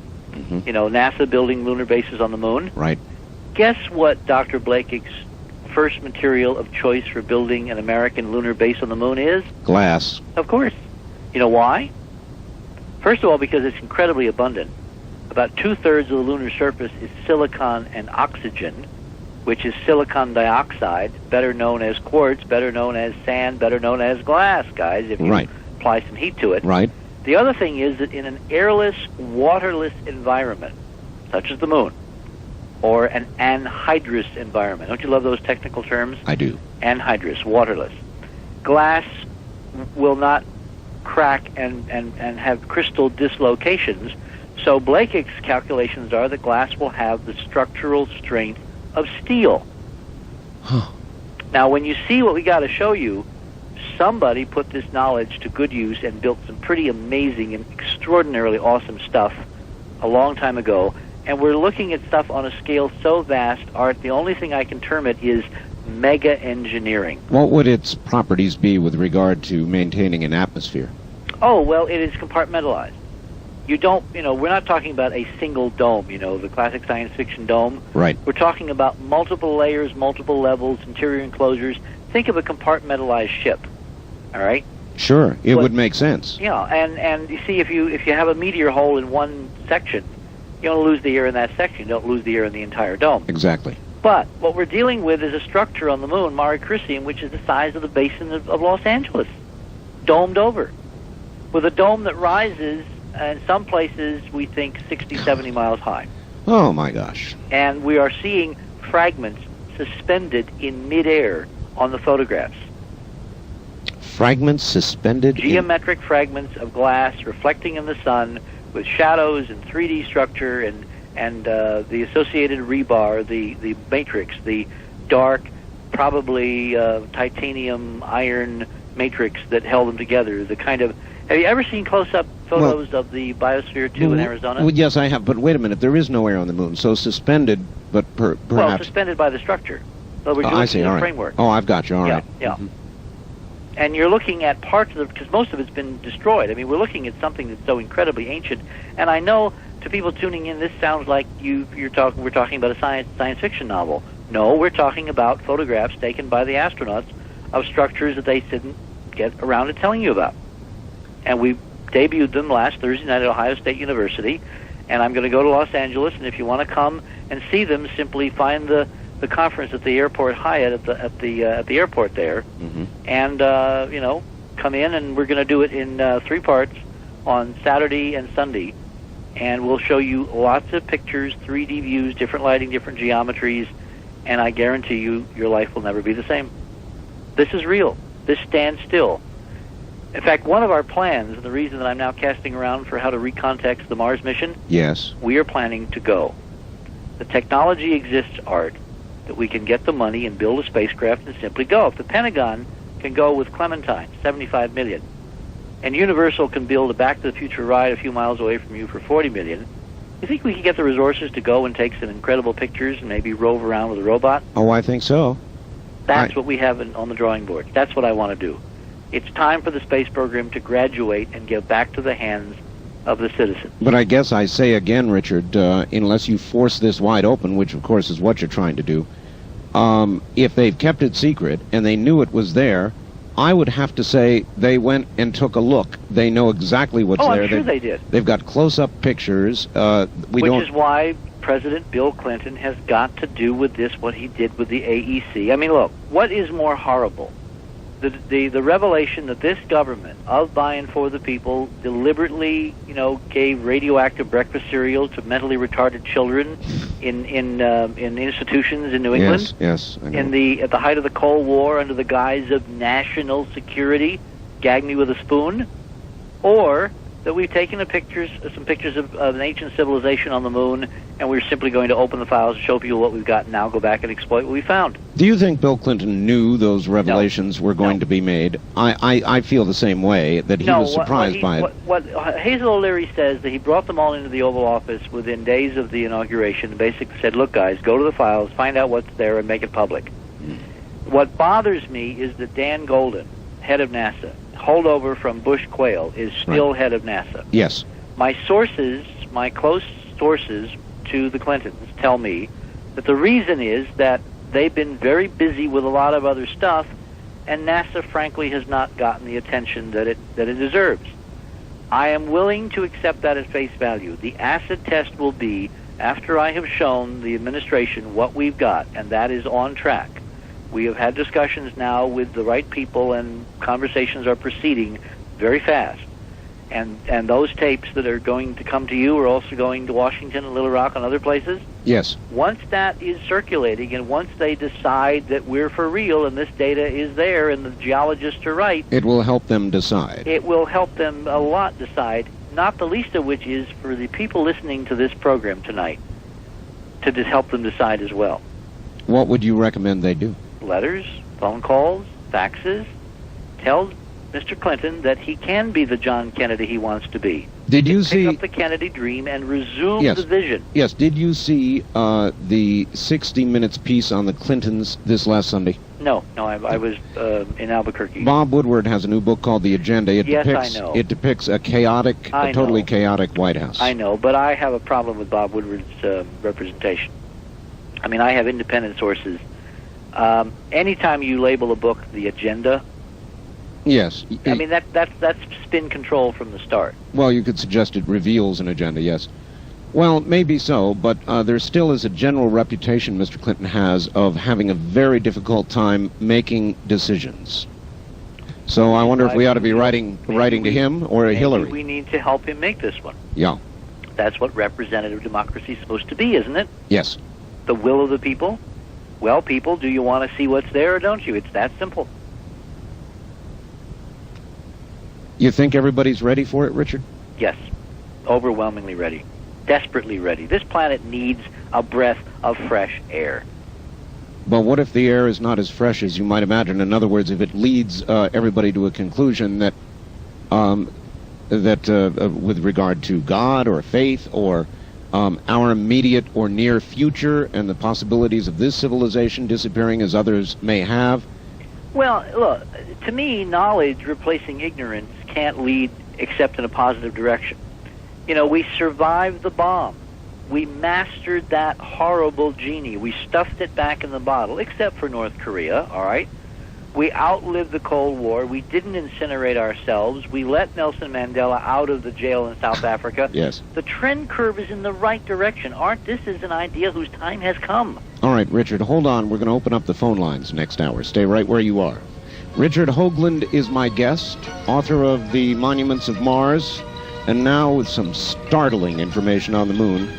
And we'll get the phone lines open into this next hour, so get your dialing finger ready. This is CBC. This is Coast to Coast AM on the CBC Radio Network. Startling is the nature of the program this morning. My guest is Richard Hoagland. He has been laying out now for 2 hours the evidence that he has with regard to the moon. Structures on the moon miles high. Glass structures. Structures with windows. He's got pictures. He's got the proof. He laid it out at Ohio State University last week, and this morning he's telling you about it. And we'll get back to Richard Hoagland and your calls, and we're going to begin taking calls in just a moment. And now, back to Richard Hoagland. Richard, are you there? I'm here. All right. I just had a fax come in. from someone that I kind of want to answer obliquely on your program. That's fine. Let me, because it brings up a point that people might be curious about. This is someone who's been listening to your program, and he had a thought that the safest place on the moon to build would be in the center of the disk, because the spot enjoys the maximum amount of shielding by the Earth, in paren, from random meteor impacts. Mm-hmm. He says, I'm not suggesting that this would be the only reason to locate there, but it would be a nice, if marginal, perk. Unfortunately, that's all dead wrong. Oh. See, the celestial mechanics of this are very intriguing. What we have found is there's a range of structures on the moon now, and there are regions where things are really in horrible shape, bad shape. Right. Then there are other regions where they're in much better shape. And we've been trying to figure out understand why. Yeah. And it turns out that there are regions on the moon that are more protected from meteor bombardment than others. Why? Okay. This is going to be difficult to do without the pictures, but let's try. When you look at the moon on a full moon night, all right? Right. You see the familiar dark circular areas called mare, Yes. which means seas in Latin. Galileo thought they were oceans. They are not, okay? Modern astronomers think they are lava plains caused by upwellings of lava. Mm-hmm. I'm beginning to suspect that they are not, all right? They might, in fact, be the remains of these cities with glass domes over them. All right? Oh. Yeah, except for our Mare Imbrium. Mare Imbrium, which is the one in the upper left-hand corner, appears, by the way, to be an upwelling of lava. And by accident, as I was going through these lunar science conference papers, Yes. I found papers that were decrying the lack of what they call wrinkle ridges on the Maria. Right. A wrinkle ridge is a geological term for a lava flow. Like if you have lava coming out of the ground. Yeah, as it cools. As it cools, it forms these little wrinkles. Well, these papers these are from geologists that have been looking at the lunar data for 30 years. They're decrying the fact that on the orbital pictures, they can't find the wrinkle ridges that they're supposed to exist if the Maria are lava lakes. Surprise, guys. And so instead you're beginning to conclude it may be the remnants of a city? There may be these regional areas that were the remains of cities with domes over them, and that's what the Maria are. Just in two areas we found strong evidence now. That's where these structures are located. One is Sinus Medi, which is the Maria in the middle of the moon, the central bay, the middle bay. Sinus Medi means middle bay in Latin. And then in the upper right-hand corner, there's Mare Crisium. You know, the Sea of Crises? Yes. Kind of metaphorical for NASA? Anyway, on the left-hand side of the full moon, when you look at the moon on a full moon night, on the upper left-hand side, there's this huge circular basin called Mare Imbrium. Okay. That does appear to have been filled with lava. It's the only mare on the moon that these guys, this paper, found that had actual wrinkle ridges and lava flows and all that. And as a byproduct of doing the work on the artifacts, guess what we discovered in these papers is the upwelling point for the lava that flowed to fill Mare Imbrium. 19.5 north. Which is? The geometry of the circumscribed tetrahedron, the way the planetary physics works. Oh, yes. We found all the way across the solar system that the largest upwelling of lavas or energy or vorticular, spots on giant planets or the sunspots on the sun is at 19.5 north and south. Well, on the front side of the moon, in the upper left-hand side of the disk, there is this upwelling between the crater Euler and I forget the other one. And the paper says it's between about 19 and about 22 north, with the median being at 19.5 north. So what would have melted it? Well, the interior of the moon has been liquid in the past. All right, it has cooled. Now, that, of course, gives us some relative dating because we've got lunar rocks, right? Yes. In those lunar rocks, we probably have crushed bits of debris of stuff that's not natural, right, that is artificial, which means that in the half ton of lunar material that the astronauts brought back, if we're lucky, there is actual artificial material mixed in that should be evident in the chemical and isotopic and other signature analysis. I remember, Richard, after they brought the moon rocks back, everybody had great expectations. There was a long period of scientific examination, after which they basically came back and said they're rocks.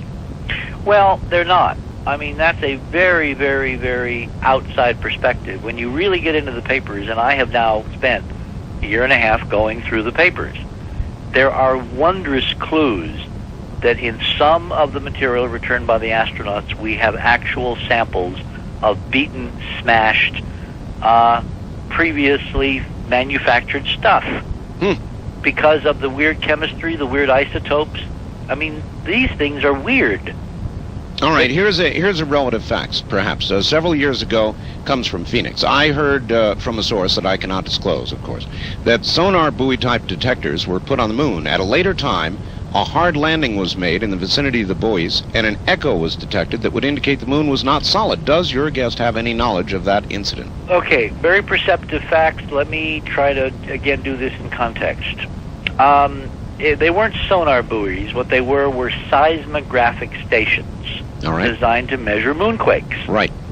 We're basically talking sound waves through the moon. Yes. I mean, a seismograph is a sound wave detector through rock. And when you have an earthquake in China, you know, during the Cold War, we put up a lot of networks of seismic instruments around the world to kind of catch the Russians, to see if they were banging off nuclear tests as part of, you know, the violation of the Test Ban Treaty. Yes. Now we have all these neat seismic arrays, and we have computers, and we can do 3D tomography, kind of X-ray, sonar, seismic X-ray of the interior of the Earth using this technology from the Cold War. Well, we took a few instruments, somewhat primitive. The principal investigator was a colleague of Dr. Cornett's at Lamont Doherty, a guy named Dr. Gary Latham, who I met at CBS when I was Cronkite's science advisor back in the days of the Apollo program. Right. Very nice guy.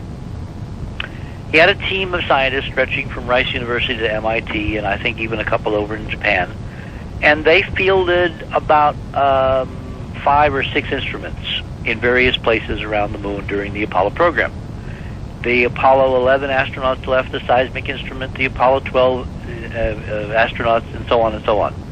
Some of them lasted for the full program. Some of them, you know, crapped out 2 weeks after they were left. The Apollo 11 instrument died about 2 weeks after the astronauts came home, I think.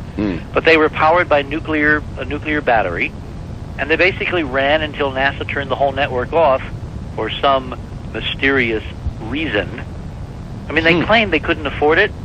You know how much it cost to run the Apollo seismic network and all the other instruments that were left behind? How much?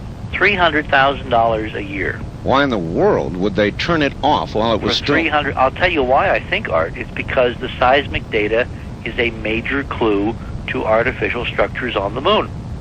Your listener, with his facts, is onto it. Let me try to explain this, because this is important, because we have not only looked at the pictures, we've also looked at all of the other correlative data sets, all of the other, you know, instrument readings and observations, and we've got one hell of a picture, which is converging on, we've got it nailed. There are things there that are not natural, and they're large, and they're extensive, and they affected the seismic instrument readings.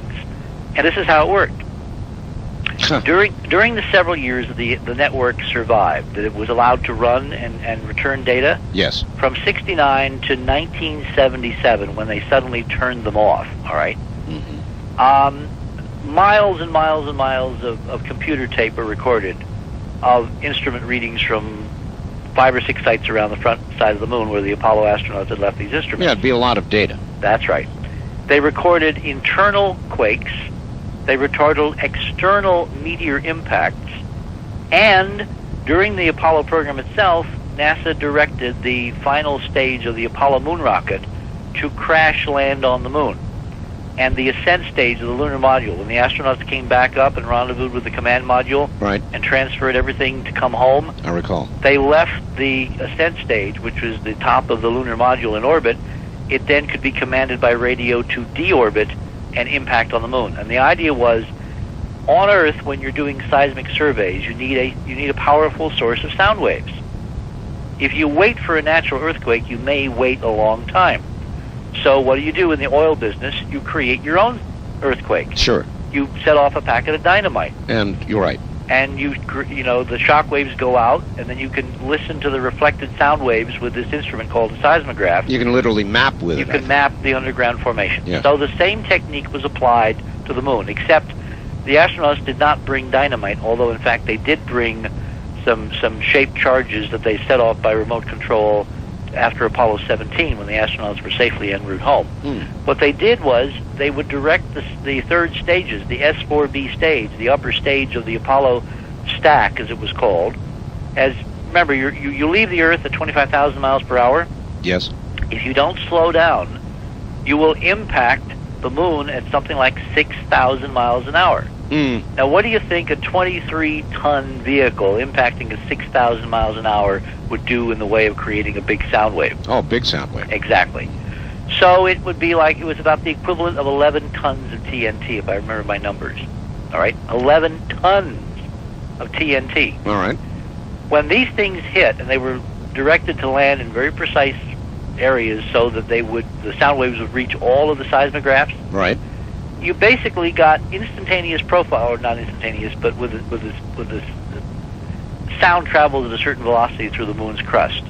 So by watching the delays and which seismographs were activated first and second and third, right, you get a beautiful mapping of the surface composition and velocity and structure and all that of the moon.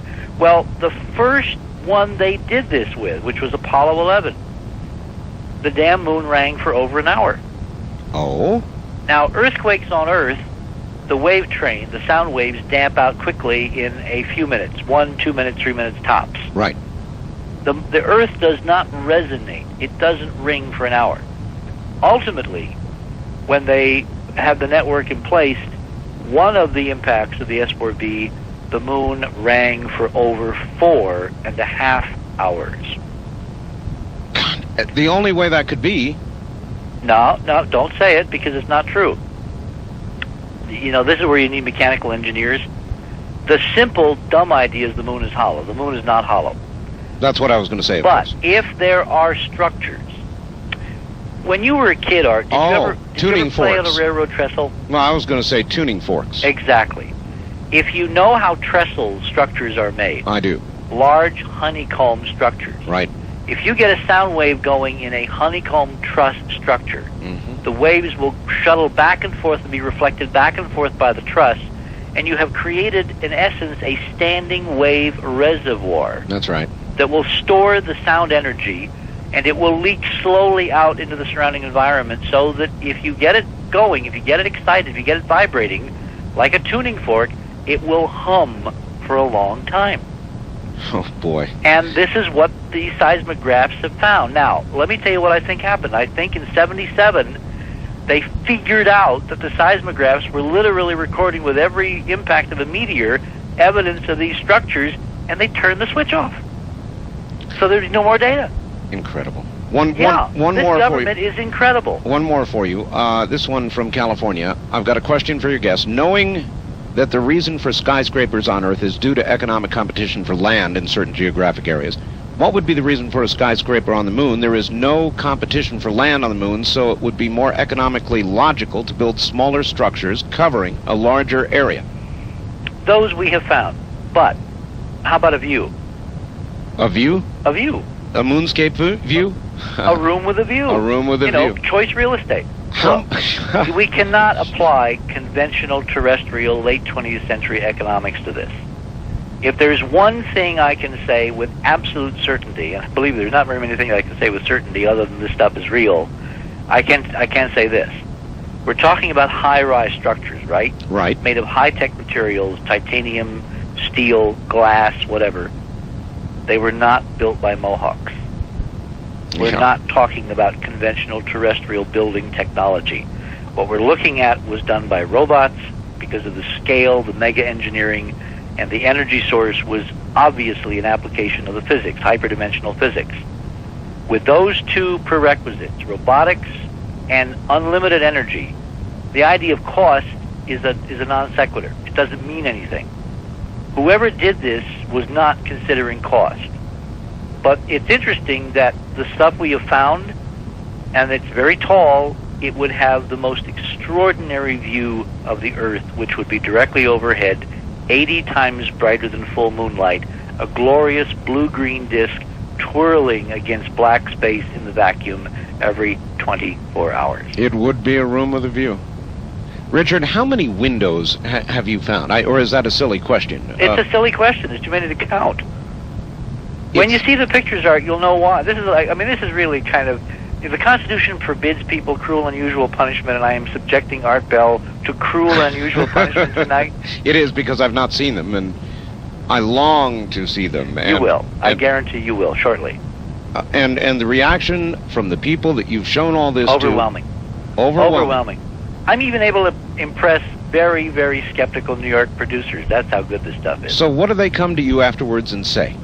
Well, they're boggled, because I frankly think they're more boggled by the political implications than by the technical, because they don't really understand what it means to have discovered this much stuff, this vast and this old. We don't think normally in these time frames. This is cosmic time. This is more the scale of my dear friend Arthur C. Clarke. That's why I opened my presentation at Ohio State with a reprise of 2001. Yes, oh, 2001, really? Boys and girls. Well, right? It's not far from the obelisk, is it? Well, did you know, by the way, and here's a cute little thing, that Arthur's original idea for the monolith in 2001, remember the teaching machine? Of course. With the geometry, the 1:4:9 ratio? Yes, sir, I do. Was supposed to be a black tetrahedron. You didn't know that, did you? Where did he come up with that, anyway? He came up with it and then rejected it because he thought pyramids were a cliche. But I'll tell you where this is going. I think that a lot of our science fiction is really the Jungian collective unconscious memories, because somehow we're plugged in and some of us know some of this stuff at some deep level, and it comes out as good science fiction. Now, I can't prove that yet, but it's a hell of a model to start working on. No, it really is, Richard. I really think that it is. The physicist that I had on this last Sunday said that he believes that we have some sort of genetic or collective memory that is largely blanked out by the noise level of today's society, but some are in tune, and some know that a drastic change, in his view, this polar shift, is coming, and somehow collectively we feel that coming. Well, I don't know whether I agree with it that we feel that, but I think that we may have memories of previous epochs when the environment suddenly radically changed. And what I am hoping to do with this research project is to get a handle on the physics of those changes and simply prevent them. Now, why would we possibly be able to even consider such an awesome feat? I mean, isn't nature too big for us to handle? That's where the lunar material is crucially important, because the scale of what we're seeing on the moon, Art, and the awesome nature of how it is distributed indicate to me that we're dealing with a physics that can handle terrestrial Earth changes, provided we get smart enough, quick enough, and apply this knowledge. So you're saying you think something could be done even if some sort of catastrophe was on the way? Well, we have some models, and they're just the beginnings of models, and they're not rigorous mathematical models yet. They're basically qualitative. We're in the process of trying to figure out why there should have been these Earth changes in the past, as part of our geophysics, part of the hyperdimensional physics that we've been working on, decoded from the monuments of Mars. Yes. Mm-hmm. And that's what I'm going to sit down with a Hopi and talk about. And in the sense that the essence of good science is prediction, what I'm hoping will happen is I will lay out our model for what I think happened. All right, Richard, and hold they that. will tell me, and they'll tell me things they haven't told someone else, which confirms another part of the model. All right, hold that thought. We're at the bottom of the hour. We'll be back. Got to get the phone lines open here, Richard. All right, everybody, stand by. We'll get phone lines open coming next. My guest is Richard Hoagland, and he's blowing people away this morning. No question about that. Blowing people away.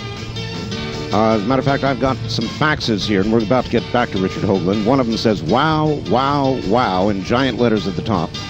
Richard, I know you're listening, so contemplate this while I do a little work. What is the single most compelling piece of evidence that you have? Is it possible these reflections were just light on the camera lens itself? or perhaps defects in the film? That's one, Richard. Dear Art, sorry if I missed it, but has your guest said anything about a possible relationship between the structures on Mars, the moon, and our own pyramids in Egypt? Richard and Art, we've done quite a bit of reading and studying of the Hopi Indians and what the white man calls their myth and legends. There is one that is very interesting, considering the Hopi have contacted you and want to meet with you. The legend talks about when the eagle is seen on the moon, then they would know that the time of the present world was drawing to an end. Since our first lunar landing craft was named Eagle, I find this fact linked with your new information about the structures apparent on the moon to be very interesting, and wonder if this fact would have anything to do with the request of the Hopi to meet with you. From a KSD in St. Louis, is it possible our guest has been keeping a lid on this because it's the most benign aspect of the ET cover-up?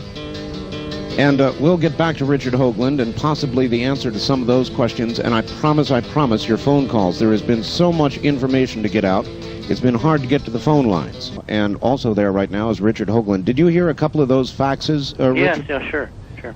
Did you like any of the questions? Oh, very interesting, fascinating questions. Which one do you want me to answer first? Well, all right, the most single compelling piece of evidence that you have, and could it have been light reflections? Well, obviously, this is the first thing that we try to eliminate. And what I want to stress is that we have now gone through 3 different types of missions to find photography that overlaps the same area. Yes. We have the Lunar Orbiter, which was a mission that basically, there were 5 missions in the Lunar Orbiter series. They photographed basically all of the moon, in both in overhead projection looking straight down as well as in perspective. All right, well, that's a good answer. In other words, light reflections maybe once, but not 3 times. No, and we have multiple geometries, multiple lighting, multiple missions, multiple technologies. That's why I say we got it nailed. All right, relationship between the structures on Mars, the moon, and our own pyramids. The most striking is the symbol, the sign that led us to this site. We have an 18-mile crater called Okhurt that's located about 7 degrees north of the lunar equator. The libration can bring it down to where it's at the sub-Earth point, or close to it at some times. And inside this crater there is an 8-diameter equilateral triangle. And around the rim there are 3 bright portions that when you connect those edges, you get a double inscribed equilateral triangle, one within the other. And that, of course, is the mathematics represented in the monuments of Mars and at the Giza Plateau and in many ancient sites around the world in other cultures. So in the sense of there being a connection, that's the starting point for the connection. Somebody knew the same math and geometry and physics. Is it possible our government has been keeping a lid on this because it's the most benign aspect of the, quote, ET cover-up, end quote? Yeah, I think I know what the reader is, or the author of that fax is trying to get at. Look, the reason that we're going to get viciously shot at for this, and you know, it's already begun on the internet. People are saying awesomely weird things about us, is because as long as you can keep this investigation in airy fairyland, not in dreamland, airy fairyland, you don't have to confront the idea the human race is not alone. It is not a science. It's the stuff on the back of cereal boxes, in the tabloids, you know, the National Enquirer. It's not science. As soon as you have one bona fide, replicable, agreed upon extraterrestrial artifact, suddenly ETs go from being, you know, sightings material to being New York Times material and general science discussion. Are we close to that? At that point, let me finish the thought. All right.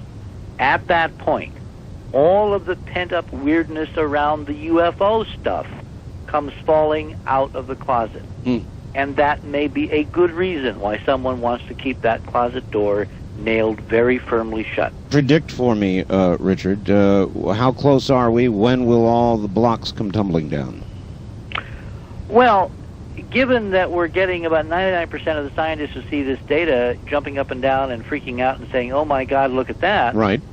I think it's basically governed by the economics of our distribution of the data to people who need to see it.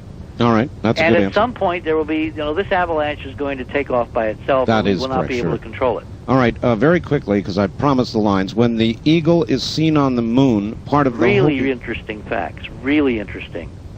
It isn't quite as mysterious as that. I have had my eye on the Hopi for some time because I've been looking at the geophysics. You know, if I have a very, how should I say, at one sense, utilitarian view of the usefulness of science. I think science should be in service to mankind, to humankind.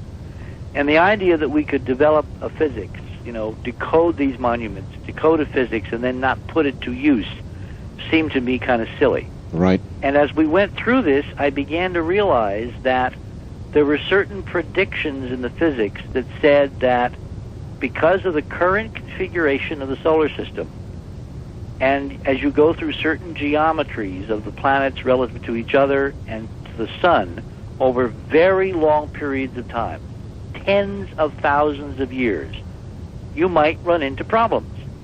And then I began to look at our kind of map of this and reflect on, you know, the Hopi prophecies and the other ancient material from ethnic cultures around the world, and I began to see a possible relationship between our predictions and their data. And then when I met some of them at the United Nations here in New York, that's the one advantage of being here in New Jersey, you're close to New York, I realized I really needed to have a quiet conversation, so I arranged to get copies of the UN briefing on Mars into their hands. And when I was in Albuquerque recently, I met with Thomas Benyaka, who is the Hopi spokesperson of the prophecies. And we agreed that at some point in the near future, I would come out and spend some time. And they agreed to bring some other folks, you know, elders together, and we're going to sit down and have a kind of a quiet conversation. That's going to be with fascinating. No ground rules. We'll just kind of explore. I'm going to be looking forward to hearing the results of that. Richard, we've got to go to the telephone line or they'll string me up. Okay. On the toll-free line, you're on the air with Richard Hoagland. Good morning. Hi, good morning. Where are you? Where are you, please? I'm calling from northern Alabama. All right. I wanted to tell you, yes, sir, that I saw his video, The Monuments on Mars. Yes. We just rented it a few weeks ago.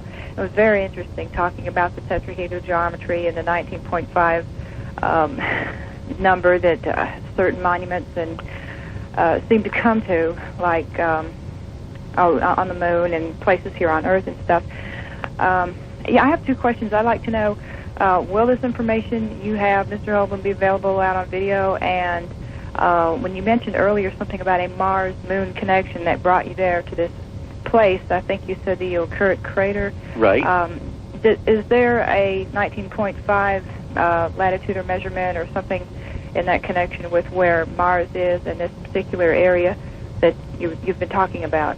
No, Okinawa lies about 7.5 north and about 1.5 east in the current lunar mapping coordinate system. It wasn't the latitude, it was this huge symbol. Okinawa is an 18-mile diameter circular feature we call a crater. But at high noon, at full moon, when the sun is directly overhead, the bottom of Okinawa has a stunning, perfect equilateral triangle. And Okinawa is the closest crater at some times to the Earth. It's almost at the sub-Earth point. In other words, you draw a line between the center of the Earth and the center of the moon, and it has to go through or very close to Okinawa. The idea that in the middle of the lunar disk, with a telescope, you can see a symbol that is the essence of our decoding of the monuments of Mars and the whole physics, that was just too irresistible not to pursue, and of course that resulted in us finding what we've now found. All right, and on the follow-up video, Richard, tell The video will be available through our video distribution system. There's an 800 number, which is 1-800-424-0031. That's 1-800-424-0031. You ask for operator 5. You put yourself on a reservation list right now because they don't have it yet. They will in a few weeks. And just ask for Volume 3 in the Hoagland's Mars series, which will be Hoagland's Mars Volume 3, the Moon-Mars Connection. When would it be in their hands in all probability? Oh, they will ship first class as soon as we get it in, and I'm really pushing very hard to get it in there within the next month. All right. First-time caller line, you're on the air with Richard Hoagland. Hello, where are you? Yes, this is Theodore in Tacoma, Washington. Hi, Theodore. Hello, how are you? Fine. Good morning. I was just about to use telex to war dial you. I'm glad I didn't have to do that. How are you? Yeah, go ahead. You're on the air, so go ahead. Okay, I am not listening to the program. Well, then why are you calling? Because you told me to call. I told you to call. Yes, this morning. Do you remember? Richard, oh, yes, why are you not listening to the program? Because I don't have a radio in the house. Oh, well, you'll have to call me later because I've got a guest. Oh, okay. Okay? You're talking about the moon? Absolutely. Oh. I have a question. Is it true that he says there's buildings or something or structures on the moon? Right. Go listen to the radio. On the wild card line, you're on the air with Richard Hoagland. Good evening. Good morning, actually. Art, I have a question. All right. Where are you? How did he... No, this is Dick. Where are you, Dick? Art, can you hear me? I hear you, yes. Art, I gotta tell you, man, it's off the subject, but you're peddling. Oh, no. It's not off the subject. You're not on the air. On the first-time caller line, you're on the air with Richard Hoagland. Hello. Hi. Hello. Where are you, sir? I'm in Goleta, California. All right, good. Listen to you on 990. I just wanted to tell you, Art, thanks God that you're out here, that we actually, this is America, and that we actually have this information available to us, and that you broke the story, and thank you very much. Well, thank you. I don't know that I broke it. Actually, it broke in Ohio. Isn't that right, Richard? Yeah, Ohio State University, and I did Laura Lee's show the other night, and it was kind of a preview to set things up. But we're getting into a lot more detail, and I can give out the frame numbers tonight. Oh, you very can? Important. Well, then let's stop and do it. Well, people need to look to the National Space Science Data Center. They need to order the Apollo 10 sequence that was photographed in the Ukurt region, which is AS1032-4809 through AS10-32-4822. In other words, 4809, 10, 11, 12, 13, 14, right. 15, etc. In sequence, right. In sequence. What you want, ideally, is to order 8 by 10 negatives. 8 by 10 negatives. 8 by 10 negatives. Now, computer persons pay very careful attention. You want to go to a local photographic supply facility, good photo lab, Photoshop. If you have a friend with a darkroom, you're in Clover. You want to make sectional enlargements of your negatives into very large prints. We've been using 20 by 24 print enlargements, okay? You then want to scan them with a flatbed scanner, grayscale. You want to then, using commercially available programs, photo programs, you want to enhance, contrast enhance, difference, subtract, ratio, sharpen, all the traditional things you would do with images. Right. And you want to examine various sections of the photographs using this methodology. What you can use as a guide is the video. All right? The video will have on the video the frame numbers, so each time there's an enlargement or a section, we will refer to the section of the photograph that we have used. And the idea here is to duplicate, to follow our trail, follow our lead, and to confirm what we have found. Well, you just told them how they can do it, and then after you do all that, you want to put them into GIF files, please, and upload put them on the internet, send us copies. I would recommend the antimatter section of the Omni group up on America Online. I've talked with Keith Farrell. Keith was supposed to come to OSU, and unfortunately, he had a last-minute problem. But even he has not seen Keith Farrell is editor of Omni Magazine. He wanted us to do something for Omni Online, and we're still debating what we might do or not do. I'd just like to see the GIF files up there so everybody can get them.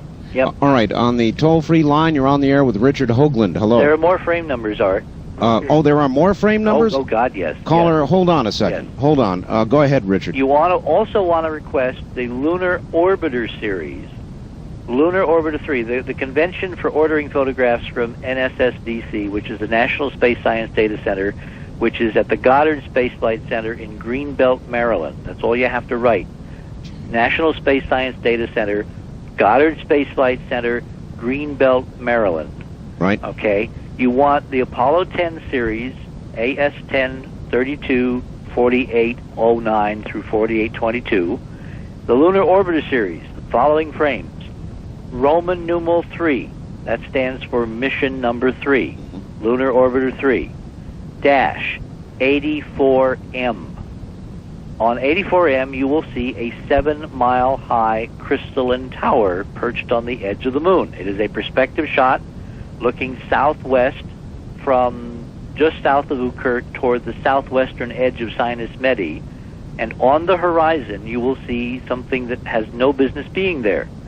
Together, located 250 miles from the camera, because that's the distance of the horizon from the orbiter, at the altitude of 30 miles, which is where the picture was taken. They were 30 miles down on the deck. Art? Right. You will see two objects sticking up above the horizon. One is about 1.5 miles high. We call it the shard.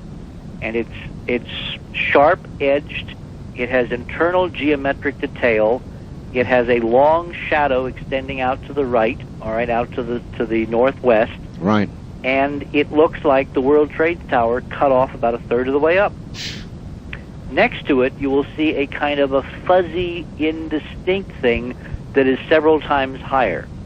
When you do the proper enhancement, that turns out to be a mile-wide mega cube of glass crystalline cubes perched on a tower extending 7 miles down to the lunar surface at the edge of the moon's disk. All of this, Richard, on Roman numeral 384M? That's it. Wow. Now, let me tell you the following. This is where things get really cute, because we've been going to various archives. We had my friend Joe Gill, who is the head of, or was the head of Sotheby's in New York, moved to Hawaii recently, asked me, what can I do to help? And I told him to please go to the Hawaiian archive, NASA's archive at the University of Hawaii. You're being heard in Hawaii right now. And try to get copies of some of the photographs from the Hawaiian archive. Well, a lot of Hawaiians, what would you say to them? Go to the Hawaiian archive. Go to the Hawaiian archive. Now, this is what you're going to find when you get there. This Hawaiian archive, which is on a rock 6,000 miles away from me right now, not exactly easy to get to. Yes. Does not contain any facilities for making copies of any of the NASA data. Oh, boy. They have prints. They have a copy stand, but you must bring your own camera and your own film. Now, is this a way that the American people are well served by their tax dollars? The data in the charter, it says the widest appropriate dissemination. Is that the widest appropriate dissemination where I have to bring a brownie camera No. to photograph a print Right. that my astronauts took on the moon that's my data? Anyway, Joe went there, and he photographed a series of photos, and he sent them back, and I thought it would just be useful to record that, in fact, the data exists there. And then I began to look carefully. There, 84M exists in Hawaii. It is mounted upside down, first of all. Oh, that's disturbing. Well, it means that you will not recognize what you see on it if you're not used to standing on your head on the lunar surface. Probably hard enough to recognize the right way around. That's exactly right. Yeah. There is a caption on it. It says NASA-LRC-3, meaning NASA Langley Research Center, which was the management agency within NASA that ran the Lunar Orbiter program, and number 3 refers to Lunar Orbiter 3 mission. Okay, so that's there. Richard, we have to pause here. It's the top of the hour. There's more, so we'll pick it up after the break. We'll pick it up after the break, right. Stay right there. Richard Hoagland is my guest, breaking all this wide open this morning with some hard data. Data you can go and retrieve and look at and decide for yourself. This is Coast to Coast AM. This is Coast to Coast AM on the CBC Radio Network. Blowing the slats right out from under a lot of conventional thought this morning. Richard Hoagland is my guest. Faxes are coming in like crazy. Here's one from a St. Louis news service. Wants to know how to get a hold of Richard Hoagland by telephone. Here's another one from Kogo, Los Angeles. Fascinating. How long has Richard Hoagland been working on this? Can a laser be used to detect odd reflections off the surface of the moon? Art, ask Richard, Central California somewhere, I guess, ask Richard if an Egyptian pyramid could be a survival unit for a polar shift. From Sheldon in Santa Barbara.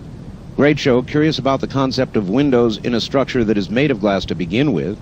Also curious about how how directly it is known that the high-tech materials such as titanium were used. Is this actually visible, or is it just sensible that they, whoever they might be, would have had to have used that kind of material? And many more. And we'll get back to Richard Hoagland and the answers to those and some other questions in just a moment, and your calls. Back now to Richard Hoagland. The Hoagland Revelations, we'll call it. Richard, I want to finish up covering what people should have, the numbers of the photographs. Okay, well, let me finish telling you the story of 84M, Lunar Orbiter 3 84M, because it's really revealing of the process that's been going on and how it's taken some clever detective work to figure it out, to find it. Yes. It says in Hawaii, remember, we got one in Washington, one set we're supposed to have, and there's supposed to be a duplicate set of the same picture in Hawaii. Right. So my friend Joe Gill goes in with his camera. They give him a copy stand, they give him the prints, he takes the pictures, he sends a negative to me. We have them developed at the lab, we blow them up, and I begin to look at them just as a kind of a, trying to touch every base. The caption says it's one of one. Very important. Lunar Orbiter 3, picture, image, 84M, one of one. It says the date when it was taken, which is February of 67, the date when it was read out of the spacecraft. You have to understand that this was actual film art that was loaded into an unmanned satellite by Kodak, sent to the moon, photographs taken with a high resolution and medium resolution camera, two lenses, two different cameras on the same film. Right. The film was then developed in the spacecraft. All right, physically developed in zero gravity in this. For 67, this was pretty sophisticated. Right. Then it was read out. It was dried with thermal dryers. They snipped it apart. They then scanned it with a pre-laser light source. This was not even laser scanning. This was, a 6.5 micron mirror beam that was scanned. It was then converted into digital information, sent back to Earth, reconstructed with television equipment on the ground at the Goddard Space Flight Center, photographed off the TV screen. Those photographs turned into little 35 millimeter negatives. The negatives assembled by hand into master 20 by 24 inch negatives. Those copied, those turned into prints, those made into negatives that were used to make the copies we eventually got. Quite a bit of degradation there. Oh, yeah. And the amount of detail we're seeing on what we're seeing is so incredible, you can only drool to imagine the first generation.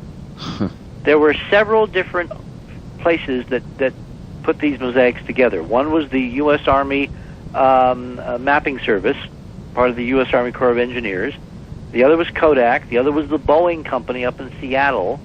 The Boeing Company, when Dr. McDaniel asked them very innocently at my request about photographs, yes, claim they have none. None. A Boeing employee, when I did Laura's show the other night, he has called me and he has offered to get me whatever I want out of the Boeing archives. Now, why did Boeing lie to Dr. McDaniel? Why did the Public Affairs Office absolutely lie? Who else would have them, Richard? What other avenues can you pursue? All right, the National Space Science Data Center, NASA has them. Kodak should have a set. The Smithsonian should have a set in Washington, all right? There are archives at Brown University which should have a set. Have you been pursuing these other avenues? Not really, because I didn't want to alert the guys that we were looking. We had to be very judicious. But let me go back to Hawaii, because Hawaii has a set. So Joe photographs this set, and it says one of one, gives the dates when it was read out. You have to understand that the fact that this is real film we're talking about. Right. This is not an electronic image. This is actual film scanned in the spacecraft. When the spacecraft crashed on the moon, eventually, because of the lunar orbit perturbations, right, the film and the spacecraft were destroyed. That film is somewhere lying in a crater on the moon. But the electronic version of the film is back on Earth. Before Kodak sent the film in the spacecraft, it pre-exposed a pattern of little crosses, registration marks, right, which are used to correct out any geometric irregularities. This is where things get really interesting. On the photo we've been getting from Washington, the shard, the 1.5-mile tower cut off at the knees like the World Trade Tower lopped off in a nuclear war, yes, has one of these little registration marks right above it, sitting in the dark lunar sky, to the left of this glass cubicle tower complex located a few miles to the south. When I examined the photograph that Joe Gill sent me from the one in Hawaii, the little registration mark has moved to the south of the tower, 7 miles to the south on the image.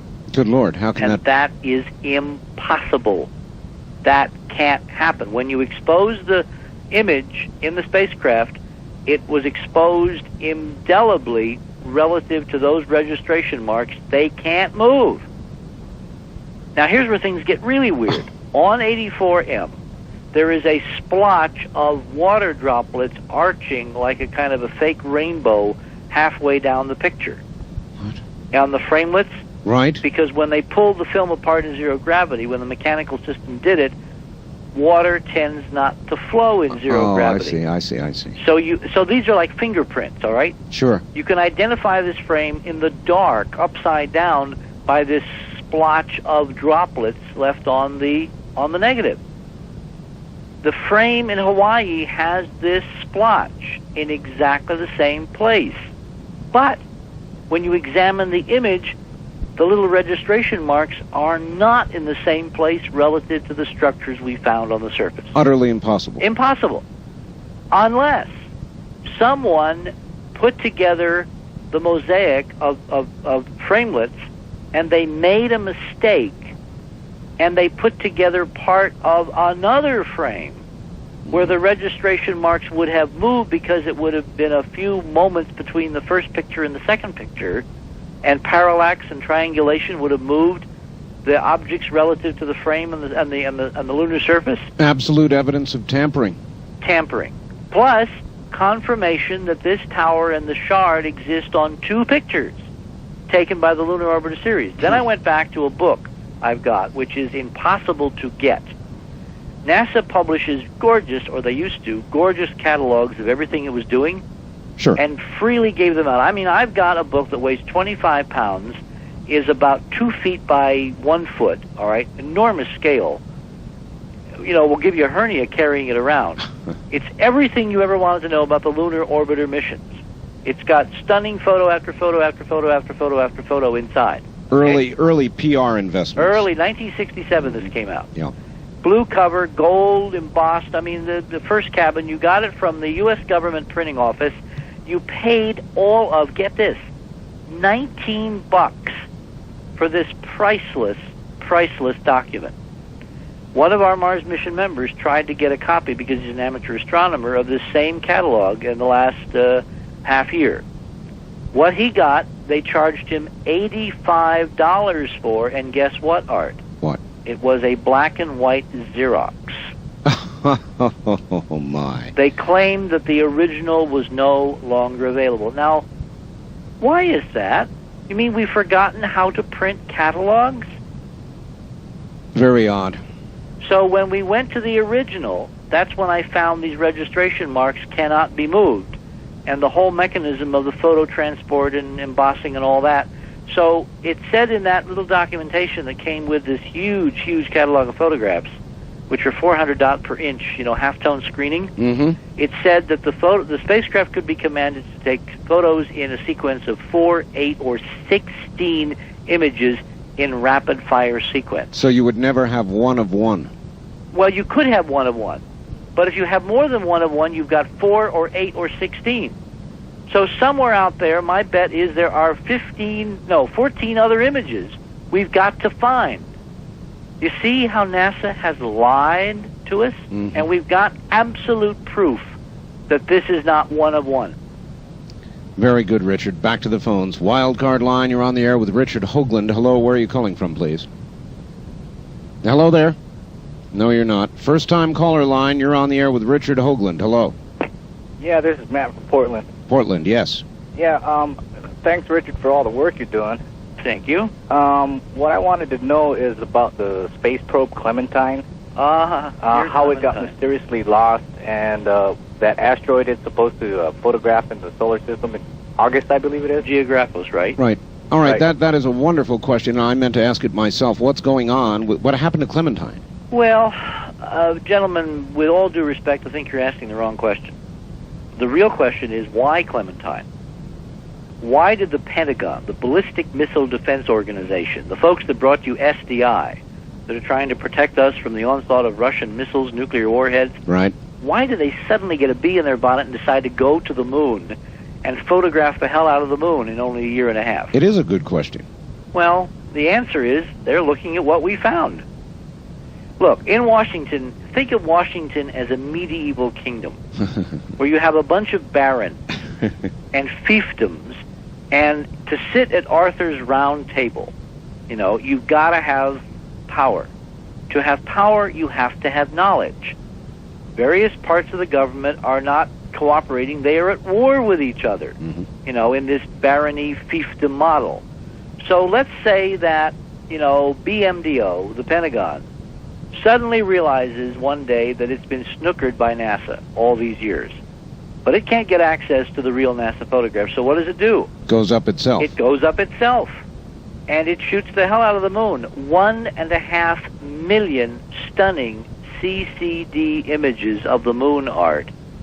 Now, here's something interesting. When I asked the chief scientist, who's a friend of mine from NASA, who was supposed to kind of orchestrate the science for the mission, I said to him very innocently, because I knew the answer before I asked, I said, Gene, why aren't you going lower than 400 miles?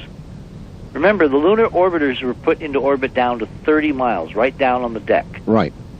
So the astronauts orbited at 70 miles. Every mile, presumably, gives you a great enhancement. Oh, absolutely. Yes. Well, I mean, it's directly proportional. Of course. You know, so 400 miles, even with current state-of-the-art, seem to be a little standoffish, you know, to get good data. Right. You know what he told me? Orbital instabilities. Orbital instabilities? Yeah, which is crap. Pardon my French. It's a nonsense answer, all right? Because the lunar orbiters experienced orbital instabilities, meaning that the orbit changes a little bit because of the uneven mass concentration in the moon. Yes.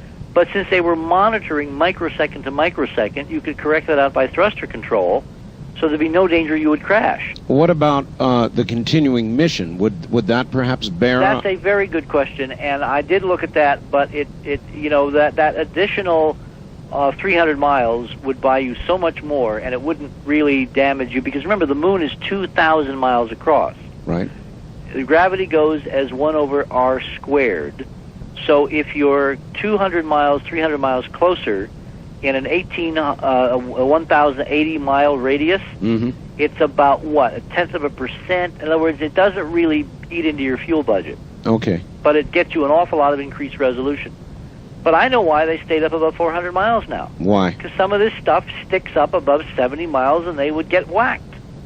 It is a prayer, Art, that we didn't kill the astronauts. I will show you. When you see the video, you will see something sailing by outside the window we call the castle that is big enough and close enough to see the pigeons on it. Good Lord. So they were actually in danger of hitting. They were in danger. They were, and the astronaut, I've got the verbal debriefings where they were looking at things before sunrise, and they saw the glints off the structure, and they obviously didn't recognize what they were seeing.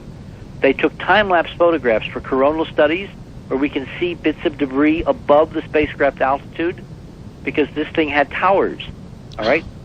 When it was new, this was a stunning, wondrous tour de force in architecture.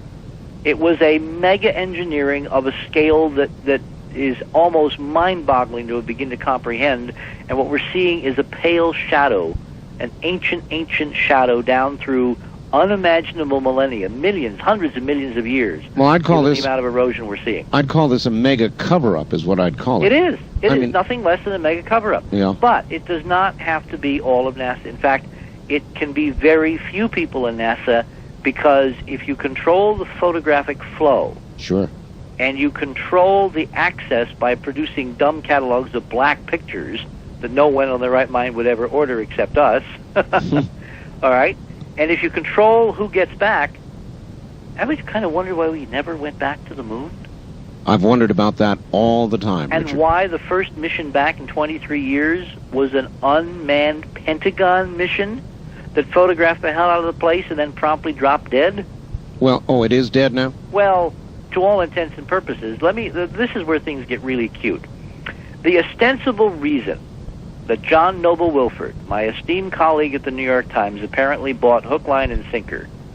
You know, I am very depressed with the state of reporting in the United States of America.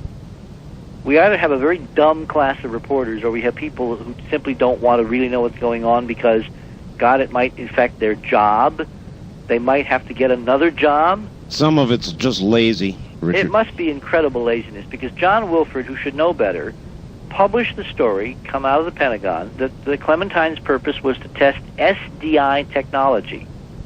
Now, SDI, Space Defense Initiative, finding one bullet with another and knocking it down at intercept speeds of 30,000 miles per hour. Mm-hmm.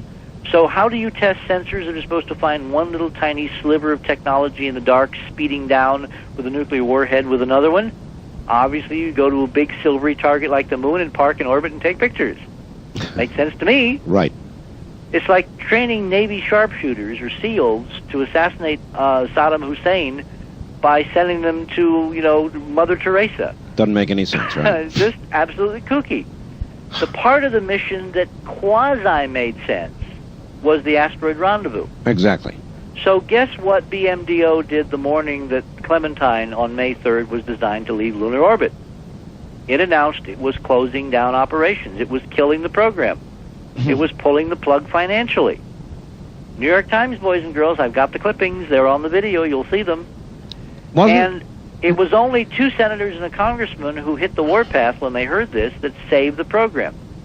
Because by Wednesday morning, they had forced General O'Neill, head of BMDO, to recant and somehow find $3.2 million to keep Clementine going to the Geographos rendezvous in August.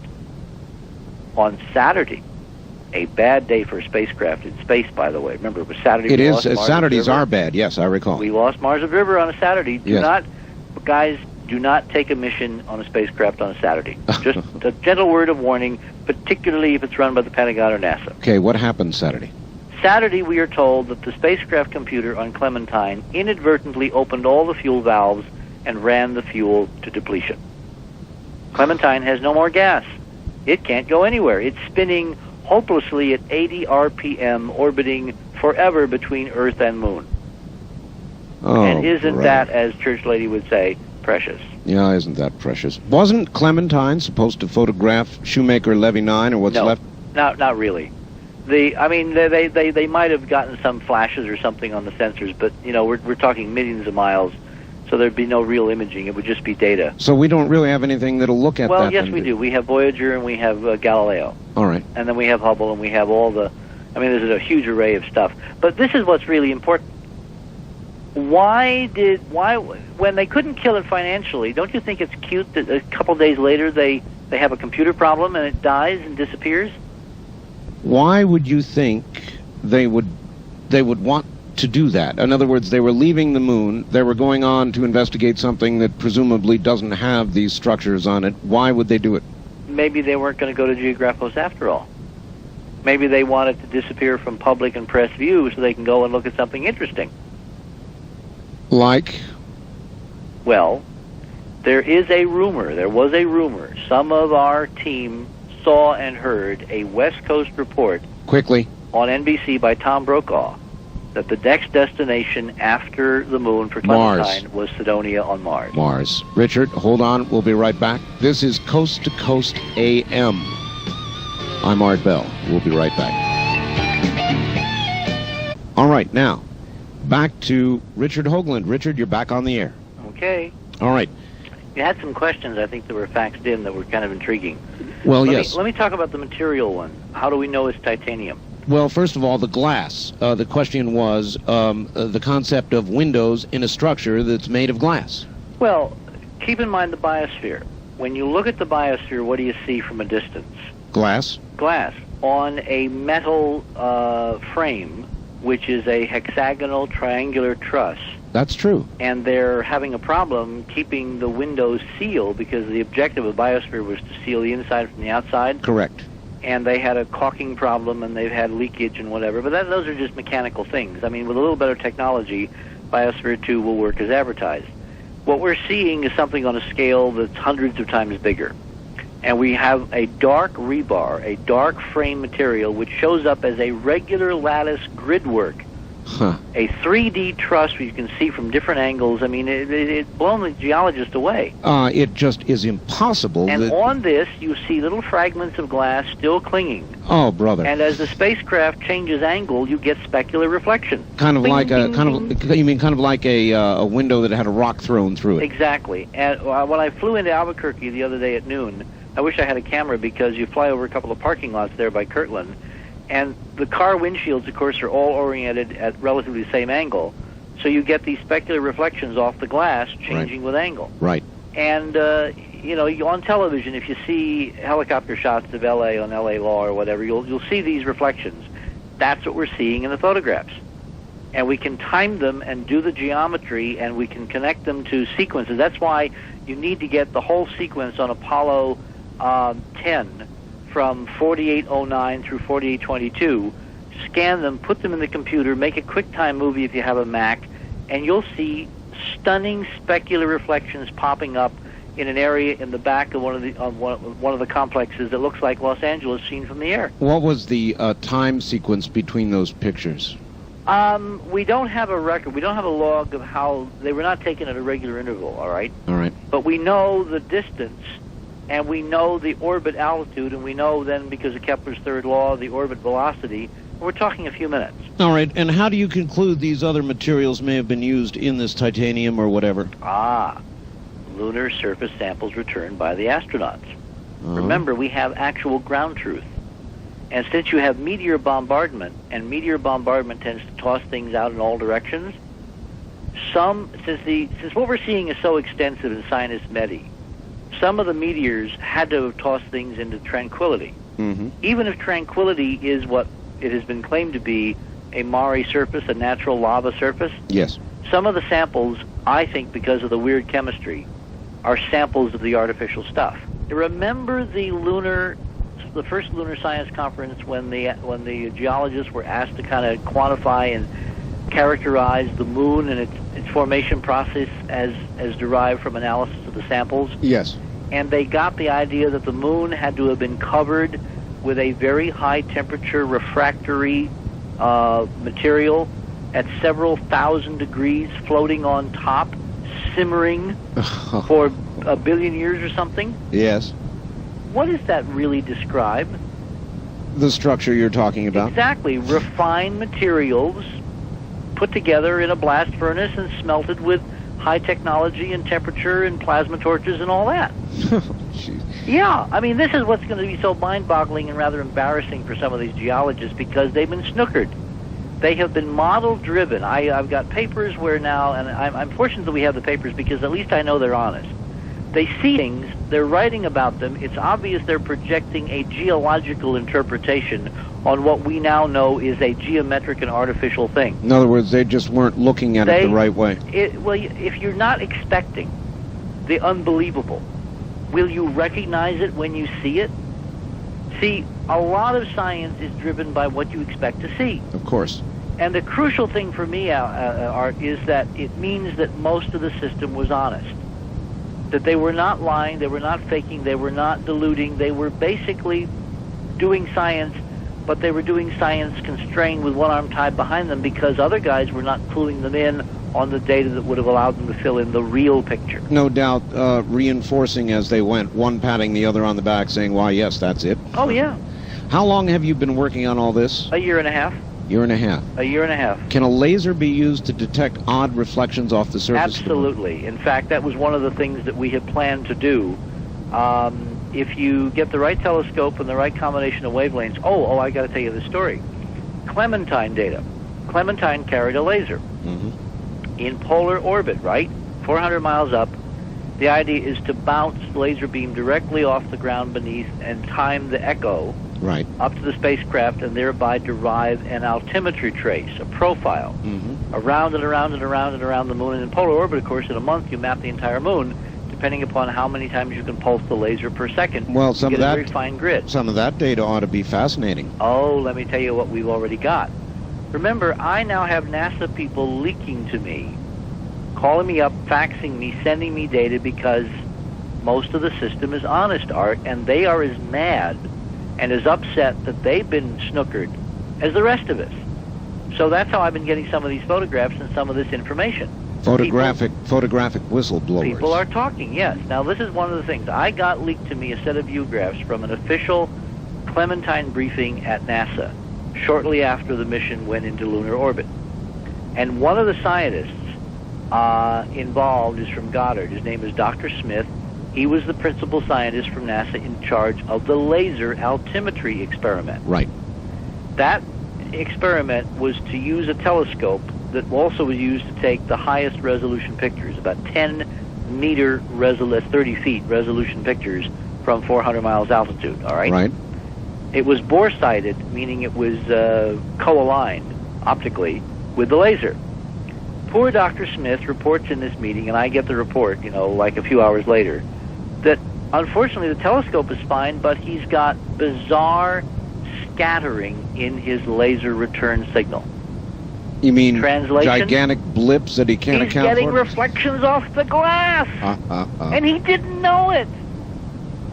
Oh, Richard. And what they had to do was they had to computer process like crazy the data, massage it like hell, to get rid of all the extraneous reflections so he could get some kind of mean profile.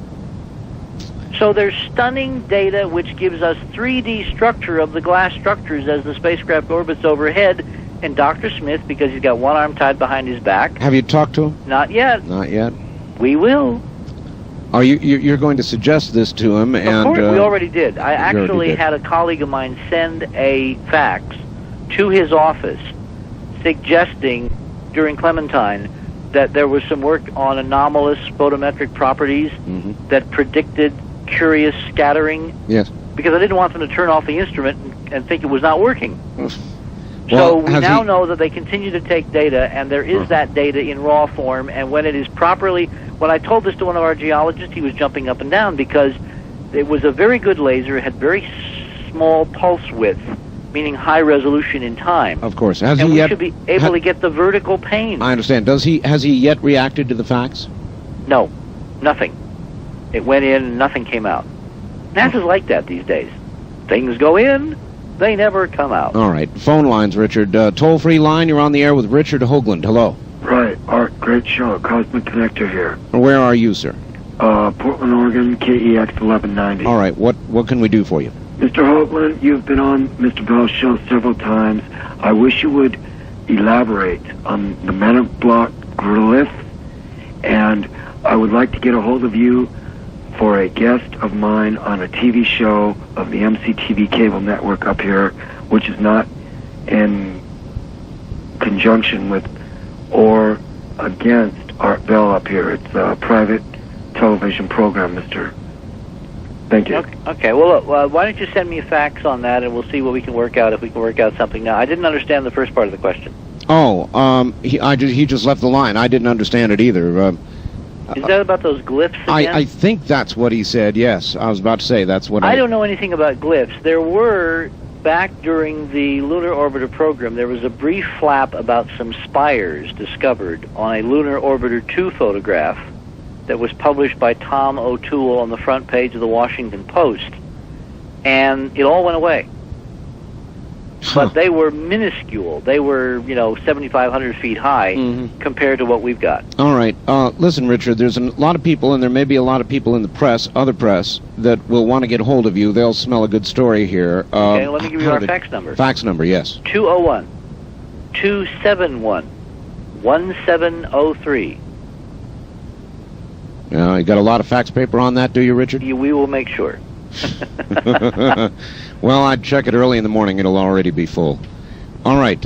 Fax number for Richard Hoagland, area code 201-271-1703. On the wild card. Mars mission. Oh, right. On the wild card line, you're on the air with Richard Hoagland. Hello, Art. Hello. It's Mark from Collinsville, Illinois. Listen to KSD. Yes. Hi, Mark. Yes. Mr. Hoagland, you mentioned that one structure 7 degrees north of the equator on Euclid. Yes. What about the structures on the Sea of Crisis in Mare Imbrium? There are no structures in Mare Imbrium.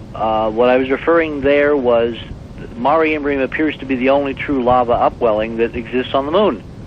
The papers that I've been going through complain that even on close inspection, the signatures of lava lakes that should be on the floors of the other Maria are missing. They're not there.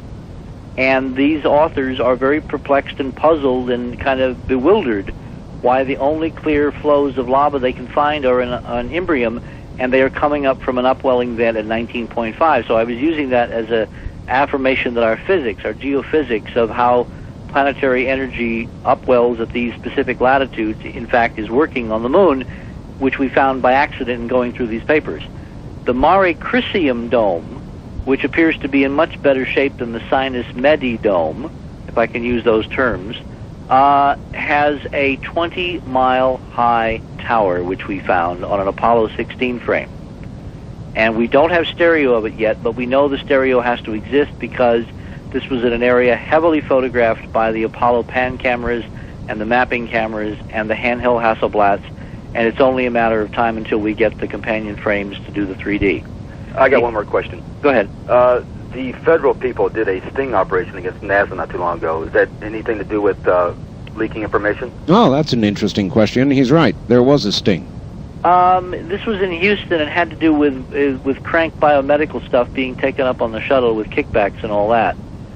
I don't think it's related. This is, these archives are 30 years old. They've existed in various parts of the country for a long time. The interpretation is in Washington. It's not at the NASA field centers. NASA headquarters is at the root of this problem. If we're going to clean house, we've got to start at the top. Ask Golden to open the files. If he doesn't, get rid of him and get somebody in there that will live in adherence to the charter. Hey, Richard, should there be a sting operation? Well, it certainly would be interesting to see what you could find if you don't go in the front door. Mm-hmm. I mean, we have tried to be somewhat circumspect in asking through other sources for negatives. And what I've been impressed with is how many different versions of the same negative we get. Well, should somebody like 60 Minutes get some photographs, go sit down with Golden in his office the way they always do, and sweat him with the photographs? Absolutely. And we will do that ourselves eventually. Remember, this is the beginning of the process. We unveiled this after a year and a half at Ohio State. My colleagues, some of them have not yet actually seen the data. It's that brand new.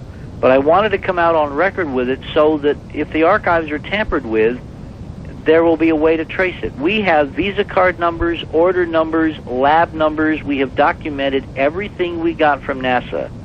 What I find interesting is that our lab people here in New York were in Houston and tried to have a meeting with the head of the photographic lab to see the original negatives. Yes. And spent several days fruitlessly and has spent several weeks now playing telephone tag, unable to make contact with the head of the lab in Houston. Right. Which is absolutely absurd. Richard, your scientific neck is out a mile on this one, so I presume that you've been very careful. And I feel supremely confident. You must say, did you think of this really hard before you said we're going to all put it on the line here? Of course I did. Look, the data is there and it's so robust, and there's so much more we haven't had a chance to look at. I am strongly suspecting that the scale and scope of what is there is going to be so mind-boggling that if NASA had a wholesale book burning tomorrow, they couldn't get rid of all the evidence. All right, try this, Richard. Let's say that you were on the outside looking at the presentation that you're making, trying to dig holes in it and shoot holes in it. Have you turned around and tried to look at it from that... Of course. I mean, the obvious thing is that we're looking at aberrations on the photographs. We're looking at single versions. And you can go through systematically, and when you realize, as I lay out, we're looking at 3 different technologies. They're actual film in the lunar orbiter scanned and sent home by electronic means. Lunar surface photography of this stuff from the Surveyor television cameras, which were Vidicon on the surface, and then lunar orbital photography from the astronauts, from the command module and the lunar module, with handheld Hasselblads. You have 3 different technologies, 5 different geometries. All right, I think that blows that right out of the water. Yeah, I mean, we have really covered ourselves carefully, and we're not speculating beyond the data. I mean, I could sit here for the next hour and get into who, what, how, why, and when, and I will not do that because I want us to go back to the moon and find out who, why, how, what, and when. All right. On the wild card line, you're on the air with Richard Hoagland. Hello. Good morning, Art. This is Greg, KVI. In Seattle. Yes. Tacoma, actually. Tacoma, all right. Richard, what an honor to speak to you. Thank you. In your book, you laid out 3 possibilities of the origin of the monuments of Mars, and it seems now that you're kind of changing your mind on that you're opening yourself up to the possibility of maybe there was a technical civilization here before. On Mars, you mean? No, here. Well, no, I'm not changing. We're looking at a different world. We're looking at a different class of structures. We're looking at a different time frame. You know, when you look at the solar system, and again, I want to go back to Brookings, what really impresses me is how perceptive the Brookings document, in hindsight, was. How perceptive Carl Sagan was. He's changed, you know, he's gotten dumber in recent years, but he used to be a pretty bright guy. He said back in 1962 in a paper that relativistic spaceflight, visitors from some other solar system colonizing, staking out territory, doing incredible things in the solar system might be anticipated and discovered through NASA's activities. It's amazing how Carl has kind of gotten a little bit slower since he wrote that paper. I agree. But if you take I'm sorry, what was that guest you had on Dreamland, R.W.? R.W. Whitfield. Yes.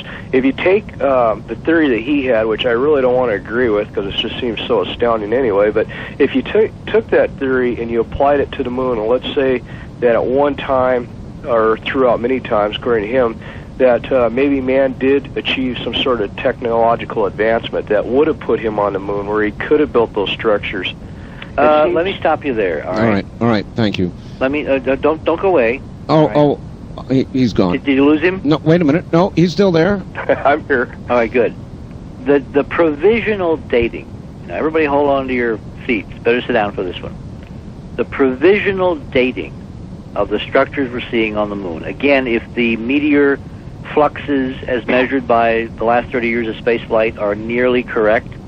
Remember the long-duration exposure facility that NASA almost lost in Earth orbit, where they put it up and then they had the Challenger disaster. They couldn't go back up and retrieve it. Oh yes, and it almost entered. Yes. This was a device about the size of a boxcar, studded with different kinds of materials, called a long-duration exposure facility because it was designed to expose materials to the space environment, including micrometeorites. It stayed up much longer than it was intended, so we got a much better database for how meteorites whack the hell out of, structural materials above the atmosphere. Using that data and applying it to the amount of degradation we're seeing in the lunar materials, the lunar structures, if these things are not a 500 million years old, I'll eat my hat. Now, why do I pick that time? Now, right away, that means they're not human. They're so far before.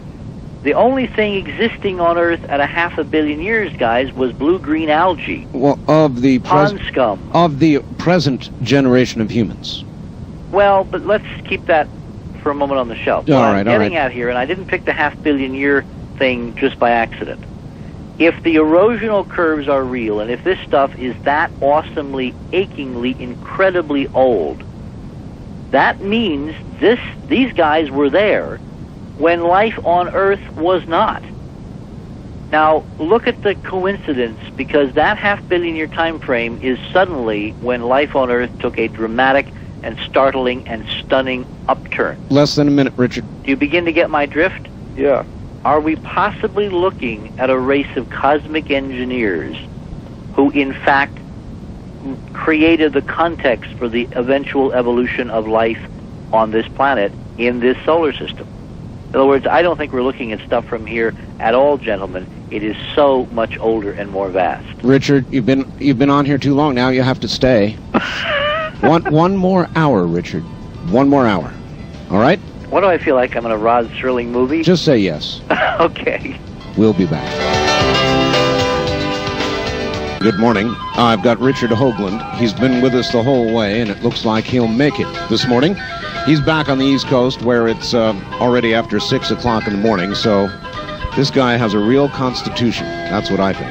Anyway, we'll be back to him, and I've got a fax for him that's a devil's advocate sort of fax that I think it's from somebody who works for, is director of something called Horizon Technology up in the Seattle area.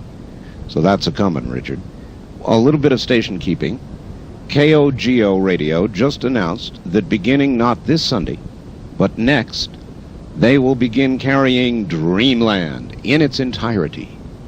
That's San Diego LA Market beginning to carry Dreamland beginning a week from this coming Sunday.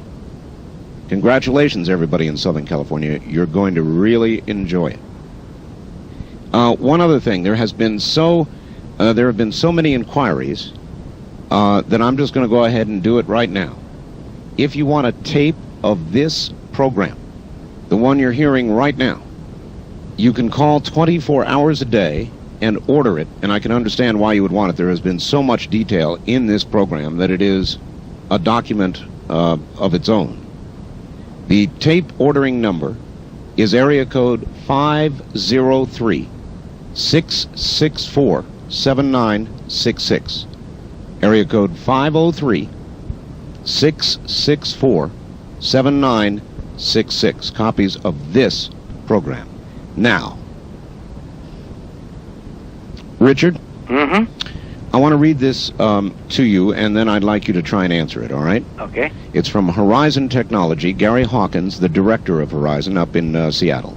All right. I'd like to play the devil's advocate and state what many will quietly think so that Richard can counter those silent critics. I digitally altered a photo of a space shuttle liftoff so that the face of Christ could be seen blended into the photo. It was good enough I could likely collect from the National Enquirer. What can he say to the conspiratorialists who would say he's part of a scheme putting altered photos forward as real? The natural question, why would anyone go to the time and trouble? Several answers. One, for the same reason there are over 300 books on the Kennedy assassination, money. Two, for the Zephyr principle, which all governments know that the more falsehoods of people believe, the easier they are to manipulate. And three, as a diversion from other government projects. Please don't be mistaken, I'm a Hoagland fan. Well, the obvious counter to that is go get the data and look at the photographs yourself.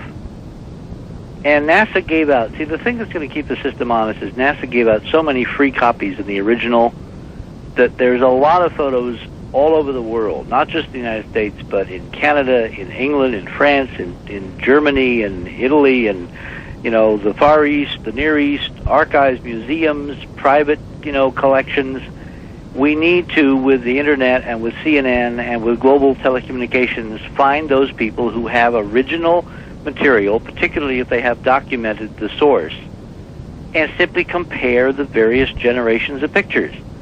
I think that's one of the reasons why NASA has never, ever made a consistent argument against the geometry involved in the monuments of Mars. Remember, we discovered and measured our geometry on orthographically corrected pictures from the Viking mission of Mars. Right. When we published that data at the NASA Lewis Research Center, when we laid it out in an invited presentation for NASA Lewis, I expected, at the very least, that somebody in NASA would make the measurements and claim they didn't work.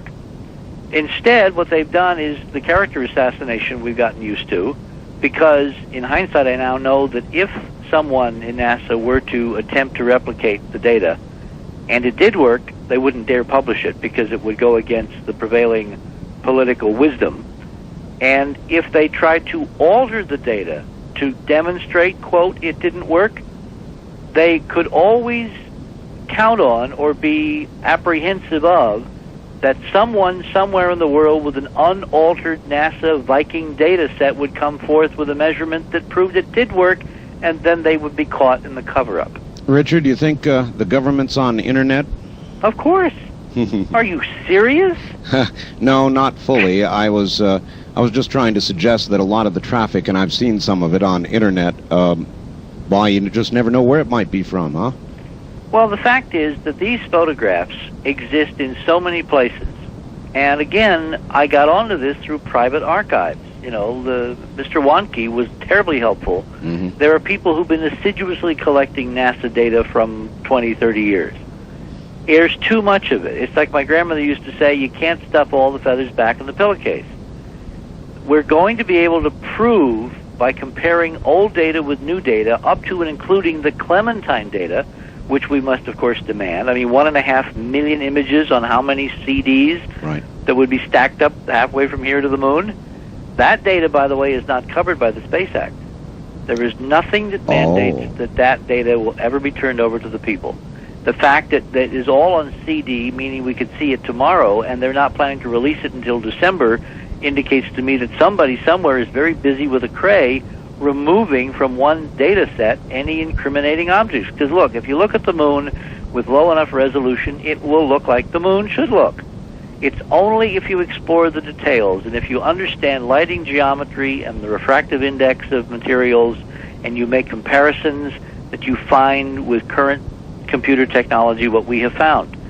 I think that the computer nerds of the world are going to come into their own, frankly, Art. So do I. Because this is now where democracy really comes to the fore. I object to the term nerd. Well, I don't, because it's just a name, all right? Well, it is, means but someone who has spent a lot of time getting to be an expert, and I used to take it as a kind of a weird compliment, because when my friends were running around dissipating, I was looking at lunar data, and now it's paying off. Well, all right, Richard, I don't like it. I don't like nerd. It's insulting, and it doesn't do justice to the work that's been done by the individual who has the knowledge that's being scoffed at. I don't like nerd. Hello there on the wildcard line. You're on the air with Richard Hoagland. Hi, Art. Hi, Richard. This is Gary in Tacoma, listening on KVI. Yes, Gary. If you remember, I'm the guy who said he stumbled onto the unified field theory a while back. I've called your show a couple times. Yes, I recall it. Yeah, I'm so happy to hear about the structures, the tetrahedral structure and the equilateral triangles, because it's a key point in my theory, as a matter of fact. Well, one of the problems that we're going to have is now separating on the moon those things which are natural from those things that are not, dependent upon resolution, of course. We have had the idea that every time you see a hole, it's a crater, an impact crater. What has not been recognized, and I will send you to any decent lunar map, notice, if you will, how many of the craters are hexagonal in form. Right. It's the hexagon is the center of the cube, which is the key part to my theory. Well, the cube, of course, is two interlocked tetrahedra. Yeah. And you know 27 lines on the general cubic surface, hyperdimensional solution by Coxeter and others. Right. Now, the thing I want to point out is that the reason I think the government wants to suppress this data immensely is the fact that if you have access to the unified field theory, you understand how systems work. And if you apply that to sociology, you understand that the chaos in this country is artificially created so that the forms of order basically have all the power and can control what goes on. So it's a power thing. It's retaining power to suppress this. And I think that it's in their best interest to try and keep it from the public so they don't think about. But is it in ours? What? Is it in our best interest? No, definitely. Okay. So that's why I'm so happy to hear about what all you've done, and I know it must have taken years to it has taken almost 2 years, and the hardest part, you know what the hardest part has been, Art? What? Not telling anybody. I mean, can you imagine Yes. what I've been going through, sitting at a computer screen, staring at something that Arthur and other, comrades of mine in the science fiction fields would drool, would give their right arm to know exists. Oh, yes. And we have not been able to say anything because I have had to build the airtight case. There are no loopholes. Well, I absolutely agree, Richard, that if you had come out and you weren't ready, it would have been disastrous, even to a future look into this. Yep. And see, this, by the way, is why all those kooky, idiotic books by Cooper and others about the insanity going on the moon have all been disinformation.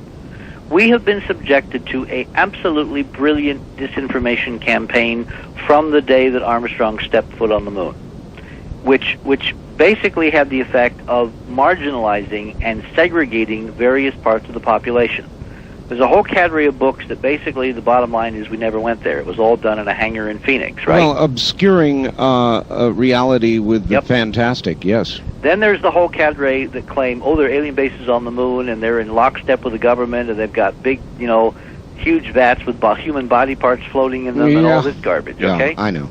Then there's the group which claim that there's top secret, incredible super science developed by the Trilateral Commission, and the brain drain is stealing all kinds of British scientists, the alternative 3 scenario. Yeah, sure. Each of these, I now believe, is absolute claptrap designed to keep the New York Times from ever looking at a lunar photograph and saying, what's that? So the media is manipulated that easily? Well, because they're lazy.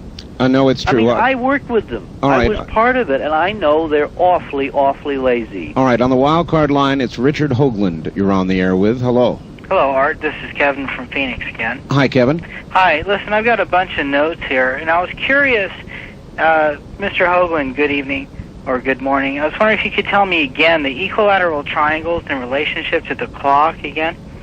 The relationship to the clock. Yeah, you were saying that one triangle was... All right, if you imagine a clock with midnight at the top, and at the bottom and all that, the occult triangle is roughly, as I remember it, I'm not sitting here looking at it, but as I remember it, it's about straight up and down. It's a line relatively parallel to the lunar spin axis.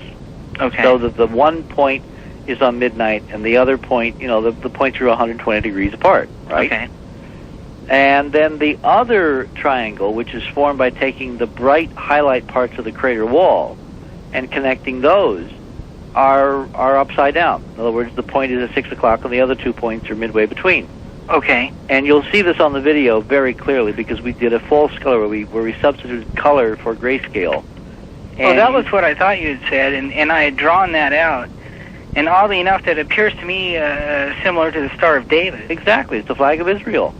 So that's a two-dimensional tetrahedron, interlocked tetrahedron. So, given everything that you said so far, if you were to try to communicate with some species or something in the future, right? Let's say you would try and draw something that was for sure would not occur in nature, which would be a circle, and any given straight line actually doesn't occur in nature as well as I know. Or repetitive straight lines in any geometric pattern. So the Star of David, oddly, that when you said that, I'm like, oh man. If you're not familiar with our Mars work, you have to see the UN briefing. It's not just a geometry. It's a specific geometry designed to communicate a specific level of information. That cannot occur naturally. That's right.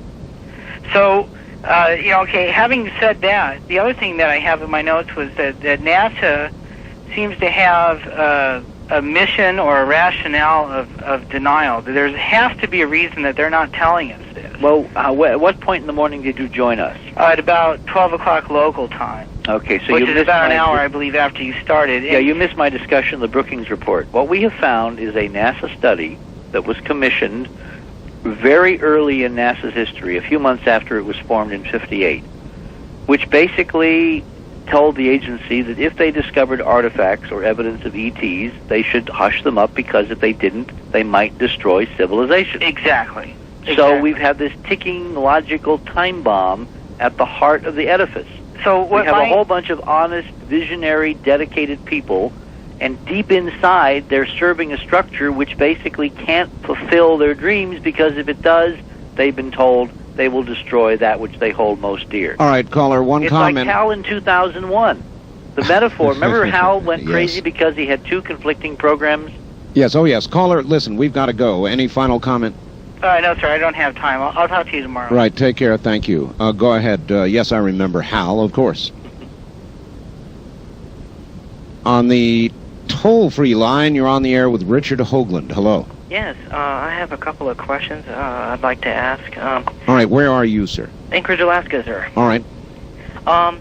Do you know of an FTP site where I can get some of these high-resolution images, or is there a way I can subscribe to some kind of fact file through the internet? Because I got an email account, and I was wondering if gets them kind of. All right, what's his best shot, Richard? The best shot would be to, on the Internet, find the government Internet address for the National Space Science Data Center, which is at the Goddard Space Flight Center right outside Washington, D.C. That is the NASA-designated archive of all this data, and that's where we've been getting our data from. The other possibility is the Manned Spacecraft Center in Houston, Texas, which is another NASA center. And then there are other archives scattered around. There's one in Hawaii, the Planetary Data Science Center in Hawaii. There's one at the University at Brown University in Providence, Rhode Island. But I would start with NSSDC because I know they're on the Internet. And the librarians there are very friendly and very helpful, and you just ask for the frame numbers and you order them, and they'll be a few dollars per frame, and you'll want 8 by 10 neg. Yeah, do you actually have an Internet address for them? I don't have it in front of me, all right, but All right. It's so easy to find. Okay. On the wild card line, you're on the air with Richard Hoagland. Hello. Oh, and I'm delighted. Good evening, Art. Good evening, Mr. Hoagland. Hi, where are you, This sir? is James, KSBN, Spokane, Washington. Wonderful. I called you a while back about the artificiality of Phobos and Deimos Yes. being placed in orbit around 1877, discovered by Asa Hall. Yes, I recall. I didn't go along with the explanation that I received from, I think his name was Mr. Flanderer. Oh, Tom Van Flandern? Yeah. That's right. I had him on Dreamland. Uh-huh. Mr. Hoagland, it's been long observed there's been lights in craters. Arcturus comes to That's mind. right. You mean Aristarchus? Yeah, excuse me. And that it's seen at certain times when the librations of the moon are just right, and you can look directly dead center into the crater. Mm-hmm. And well, William Herschel, who yes. was a brilliant astronomer, in fact, he was kind of the grandfather of big-time astronomy in England. Mm-hmm. He observed an eclipse of the moon with his big reflectors. He built big reflectors. And he described Art seeing like bonfires glowing about 150 points of red, deep red light during a total eclipse of the moon. Wow. Blew him away. Couldn't understand what was causing because he thought they were volcanoes. Glass reflections. Glass reflections that was my thought, of exactly. the atmospheric refraction of the sun behind the Earth. Mm-hmm. A couple other thoughts. Bill Gates would be, I think, an excellent source of funds for having $6 billion that he wants to give away for any kind of... Do you know Mr. Gates? No. We need a private mission to the moon. Tell you what, Richard, a lot of people listening do know Mr. Gates. Well, if Mr. Gates wants to go down in history as opening the system exactly and providing a renaissance for the American century, this is the way to do it. The space program, gentlemen, was stillborn. The Kennedy vision never got off the launching pad. It was choked off by a bunch of timid wimps. Right. And we've got to take it back. There's two things that come to mind in listening to your... Very quickly, Colin. Yes. About one, in Genesis, it talks about the Lord looked down and he saw that there was nothing impossible for man when he was watching them build the Tower of Babel, and that they were using very advanced materials like bituminous byproducts for the mortar and whatever else, and that by scrambling their tongues and whatever else like that, they had to disband their project. And also another one... All right, caller, there's not going to be time. Thank you, and Richard, I want you to hold on for a moment. It'll be back now to Richard Hoagland. Richard. Mm-hmm. You ready? I guess. You're holding up? I think so. Good. On the toll-free line, you're on the air with Richard Hoagland. Hi. Hello there. Hi there. How you doing? Okay, sir. Where are you? Oh, this is Brian from Sacramento, KSDE. Indeed. Welcome to the show. Go ahead. Oh, I just have a question for Richard there. It's, do you have a book out, and what, if you do, what the name of it is, and how can I get it? Oh, good. Hit your book, Richard. Okay, well, this work, of course, began with our Mars investigation, and the book is titled The Monuments of Mars, A City on the Edge of Forever. We revised it in 1992, including the material we presented at the United Nations. We also have a series of video briefings of NASA. Remember, we've been invited in the front door at NASA to show our Mars work now 5 times. The NASA Lewis presentation is on tape, the UN presentation is on tape, and our lunar work is going to be volume 3 of the video series, and it will be available through the 800 number probably within about a month. Go ahead and give that out again. Okay, 1-800-424-0031. Ask for operator 5. That's 1-800-424-0031, operator 5. She'll be busy. Operator 5's going to be busy. All right, on the wild card line, you're on the air They will with... put you on a reservation list because it's not there yet, guys. Just be patient. With Richard Hoagland. Hello. Hello, Art. Yes, where are you, sir? This is Mike in San Diego. San Diego. Okay, Mike. Wow, there's some pretty fascinating stuff tonight. Yes. I wanted to ask Richard what his opinion on what happened with the Phobos 2 satellite from Russia a few years ago. Funny you should ask. Doesn't it strike everybody as kind of curious that as we get to the end of the process, we get so dumb and stupid and can't do anything straight? In the beginning, when space was brand new and we didn't know what we were doing, we had problems, right? Right. Rockets went down instead of up, spacecraft went over instead of out. Right. And then we got very good and we had stunning data. And we got late data live. Even the Russians were able to give data. And now suddenly nobody can do anything straight. Now, It is. Obviously, I think that's not what's going on. I think that there's major political tampering and there is desperation because it's almost like we're in quarantine. It's almost as if the fix is in at so many levels, and no matter what nation. Remember I said earlier this evening that as I began to inquire about the Japanese car company, Honda, that sent a mission to the moon, right. The day after I inquired, there appeared a thing in the Tokyo Times saying spacecraft crashed on moon, no pictures. What do you think what you're doing now will cause them? Are they going to panic, Richard? I hope so, because people who panic do dumb, stupid things. It's time that we got rid of this crew and got some honest folks to run the show. I am so appalled by the politics of this that I almost cannot describe my feelings. I worked with Walter Cronkite. I thought I knew the moon. I lived vicariously with Armstrong and Aldrin and Cernan and Schmidt and, all the guys that went and risked their lives. And I now know, looking at this data, that we almost killed them because they were too close and they almost hit this stuff. And then when they came home, we told them they couldn't say anything. And I almost could guarantee that that's the reason that Buzz Aldrin went into a tailspin and became an alcoholic and had all his enormous problems. I talked with a colleague of his the other day that shared an office with Aldrin at Science Applications, Inc. for several years, and he was telling me that they really got very close and very intimate, and they, went hiking and they did all kinds of things until one day he asked Aldrin innocently, "Did you guys see anything really interesting on the moon?" And he said that Aldrin got absolutely furious at him and never talked to him again. And I said to my friend, "Don't you think that was a bit of an overreaction?" I'll say. And he said, "Yes."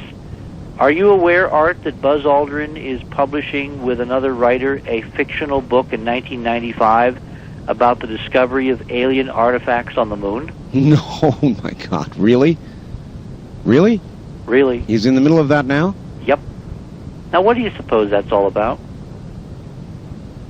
I don't know, something that just has to be released, maybe, on his part. Maybe.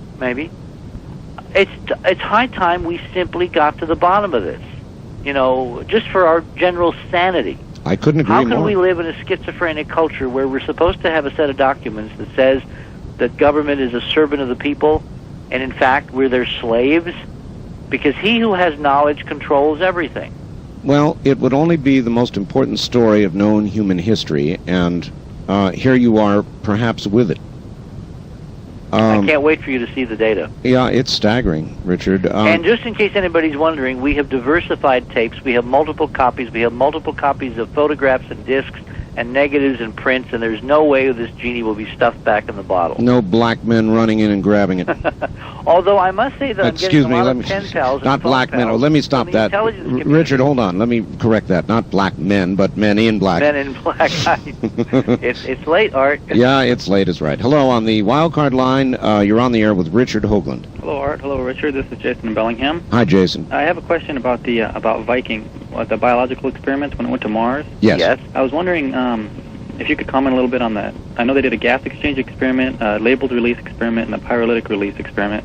Wait. You really expect me to follow this at 6 o'clock in the morning? I've been up all night. Well, even more general than that, I know that they all showed some positive.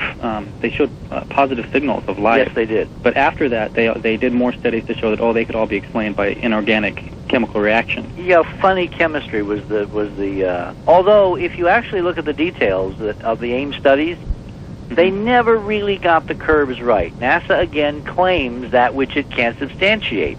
You know, it reminds me of that old joke. Remember Chevy Chase said, used to come on Saturday Night Live and say, "I'm Chevy Chase and you're not." Mm-hmm.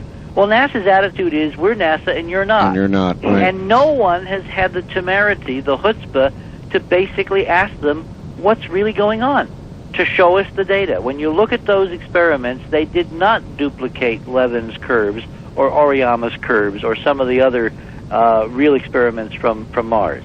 They came close, but in this game, close is no cigar. If we just came close, what do you think they would do to us?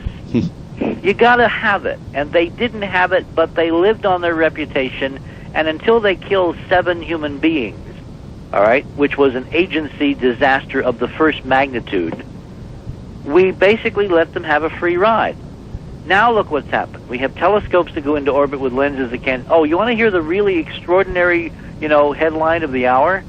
Yes. One of our Mars members on my prodding wrote to the Space Telescope Institute and asked them if they could, very innocently, nothing given away, could you gentlemen please point out Hubble toward the moon and take pictures? Right. Guess what the response was officially on letterhead from the Space Telescope Institute from NASA? What? The moon's too close? The moon is too bright. You got it. Now do you begin to question, maybe was the mirror ever flawed, gentlemen? Yeah.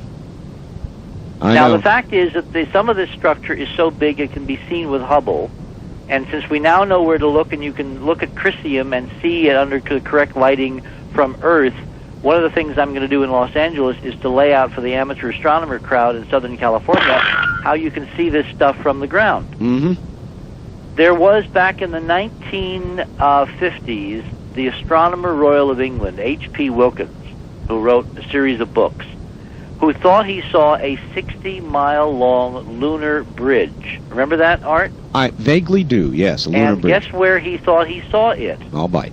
Mare Crisium. Aha. I think what he saw now was part of the structure of the dome collapsing and causing light reflections for a while, and then it collapsed to the surface, and of course it would go away.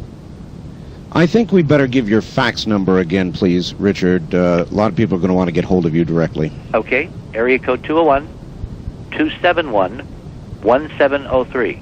And if you want to come and see these pictures, be prepared to stay a while, because I'm going to do this in 3 hours in 2 segments on Sunday night.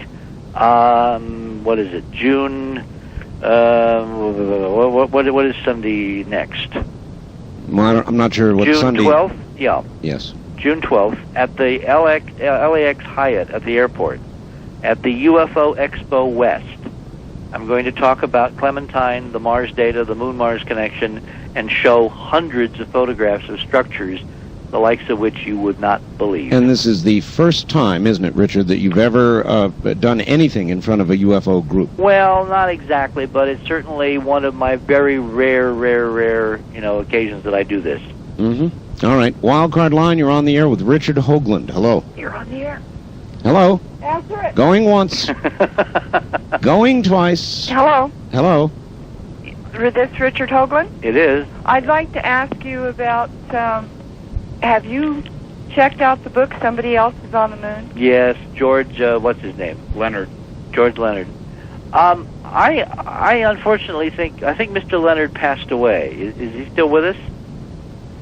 I don't know, but Okay, I've got his because book here with his photographs. I think that, frankly, looking at those pictures, there's nothing there. I think that's part of the disinformation. If it isn't, I think Mr. Leonard was incredibly naive, and I think what he interprets as what he calls them X-beams and drillers and all that right. is massive mega engineering that no one in their right mind would ever have proposed. But in looking at his photographs, they're so bad in quality compared to what we've got.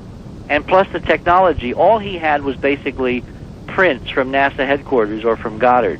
And then he would photographically enlarge them. We have applied the state-of-the-art computer technology, and frankly, I think that's our edge.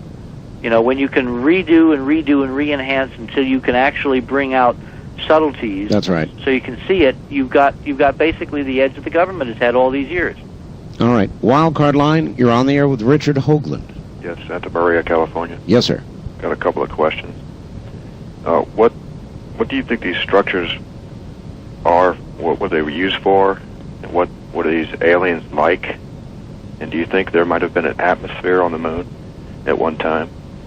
Well, if we have domes, if we have sealed environments with multiple compartmentalization, no, there wasn't an atmosphere. Whoever was doing this was trying to create an artificial environment, very much like the biosphere or Paulo Soleri's arcologies. What they were like, I haven't a clue. Remember, we're looking at structures, not people. We can go there and find out, which is absolutely what has to happen.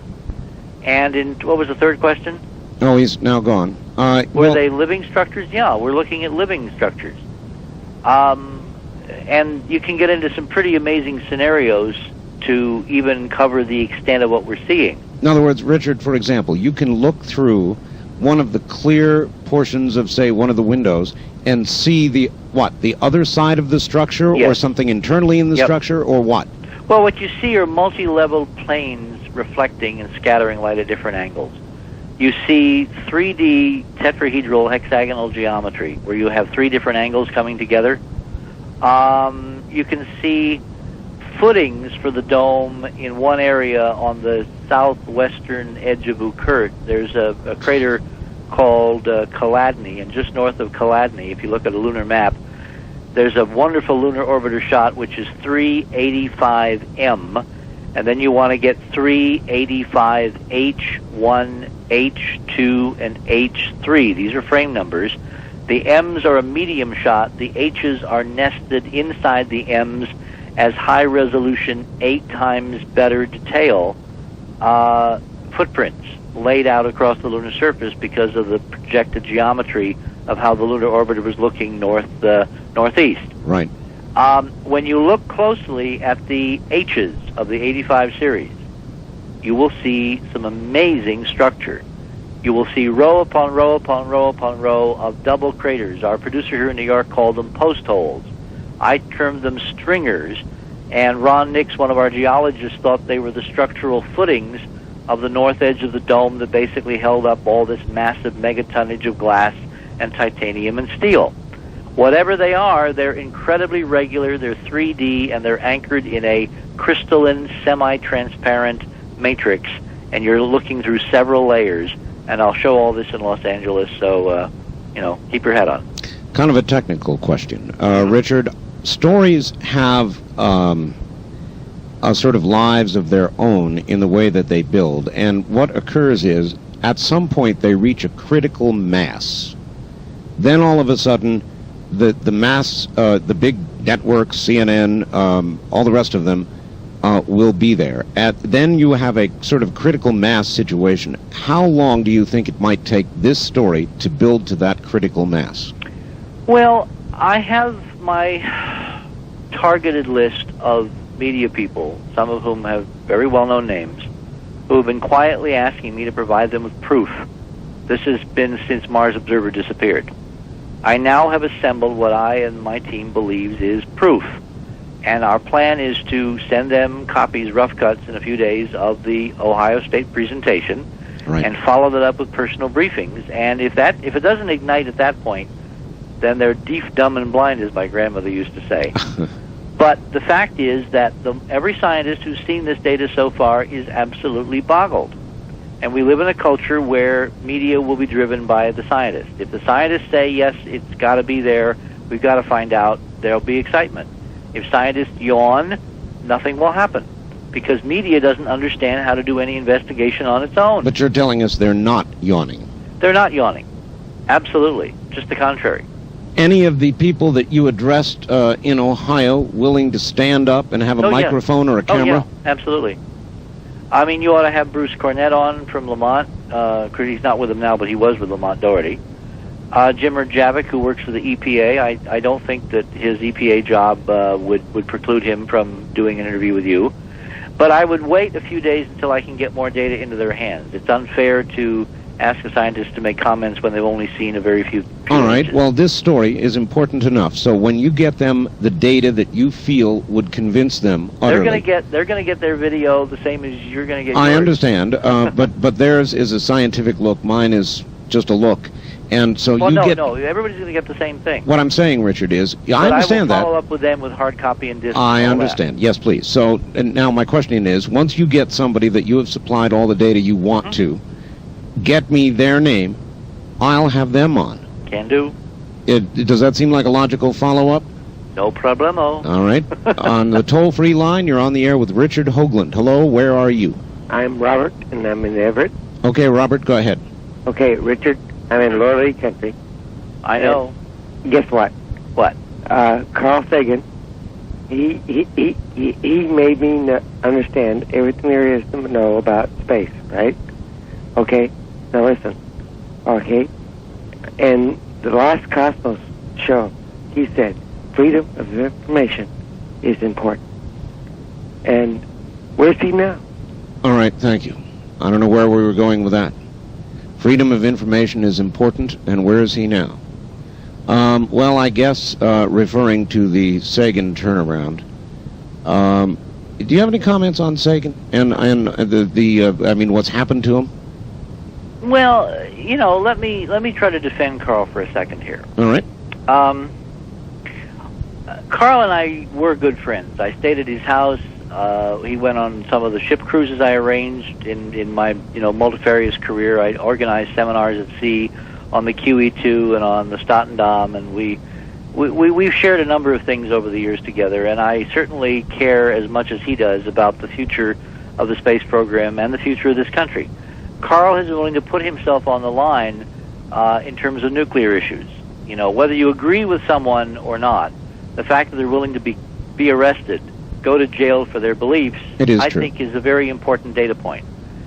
If someone who believes that passionately in certain things is approached by a government structure that basically lays out that if this comes out in the wrong way, it will destroy civilization.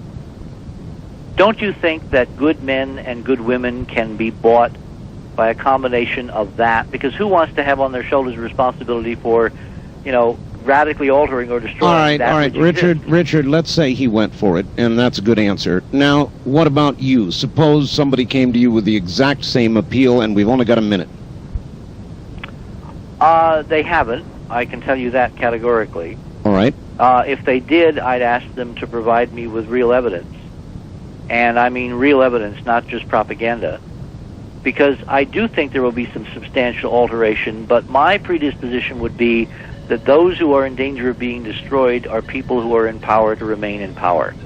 That knowledge is power, and here we have the most extraordinary possibility for empowerment and democratization of a physics and a technology that can not only save the planet, but can empower individuals, that we cannot allow it to be suppressed any longer. Richard, that has to be the final word. You have been a pleasure. You've been a trooper, too. This is 5 hours. That's a long interview, Richard, but it was worth every minute of it. Thank you, and I'll see you on Dreamland. Okay. Take care. Richard Hoagland. All right, everybody, that's it. I'm sorry. The clock actually rules us all. If you want a tape of this program, you can call area code 503 664-7966. 503-664-7966. 24 hours a day. If it's busy, I suggest you keep trying. Thank you all. See you tomorrow.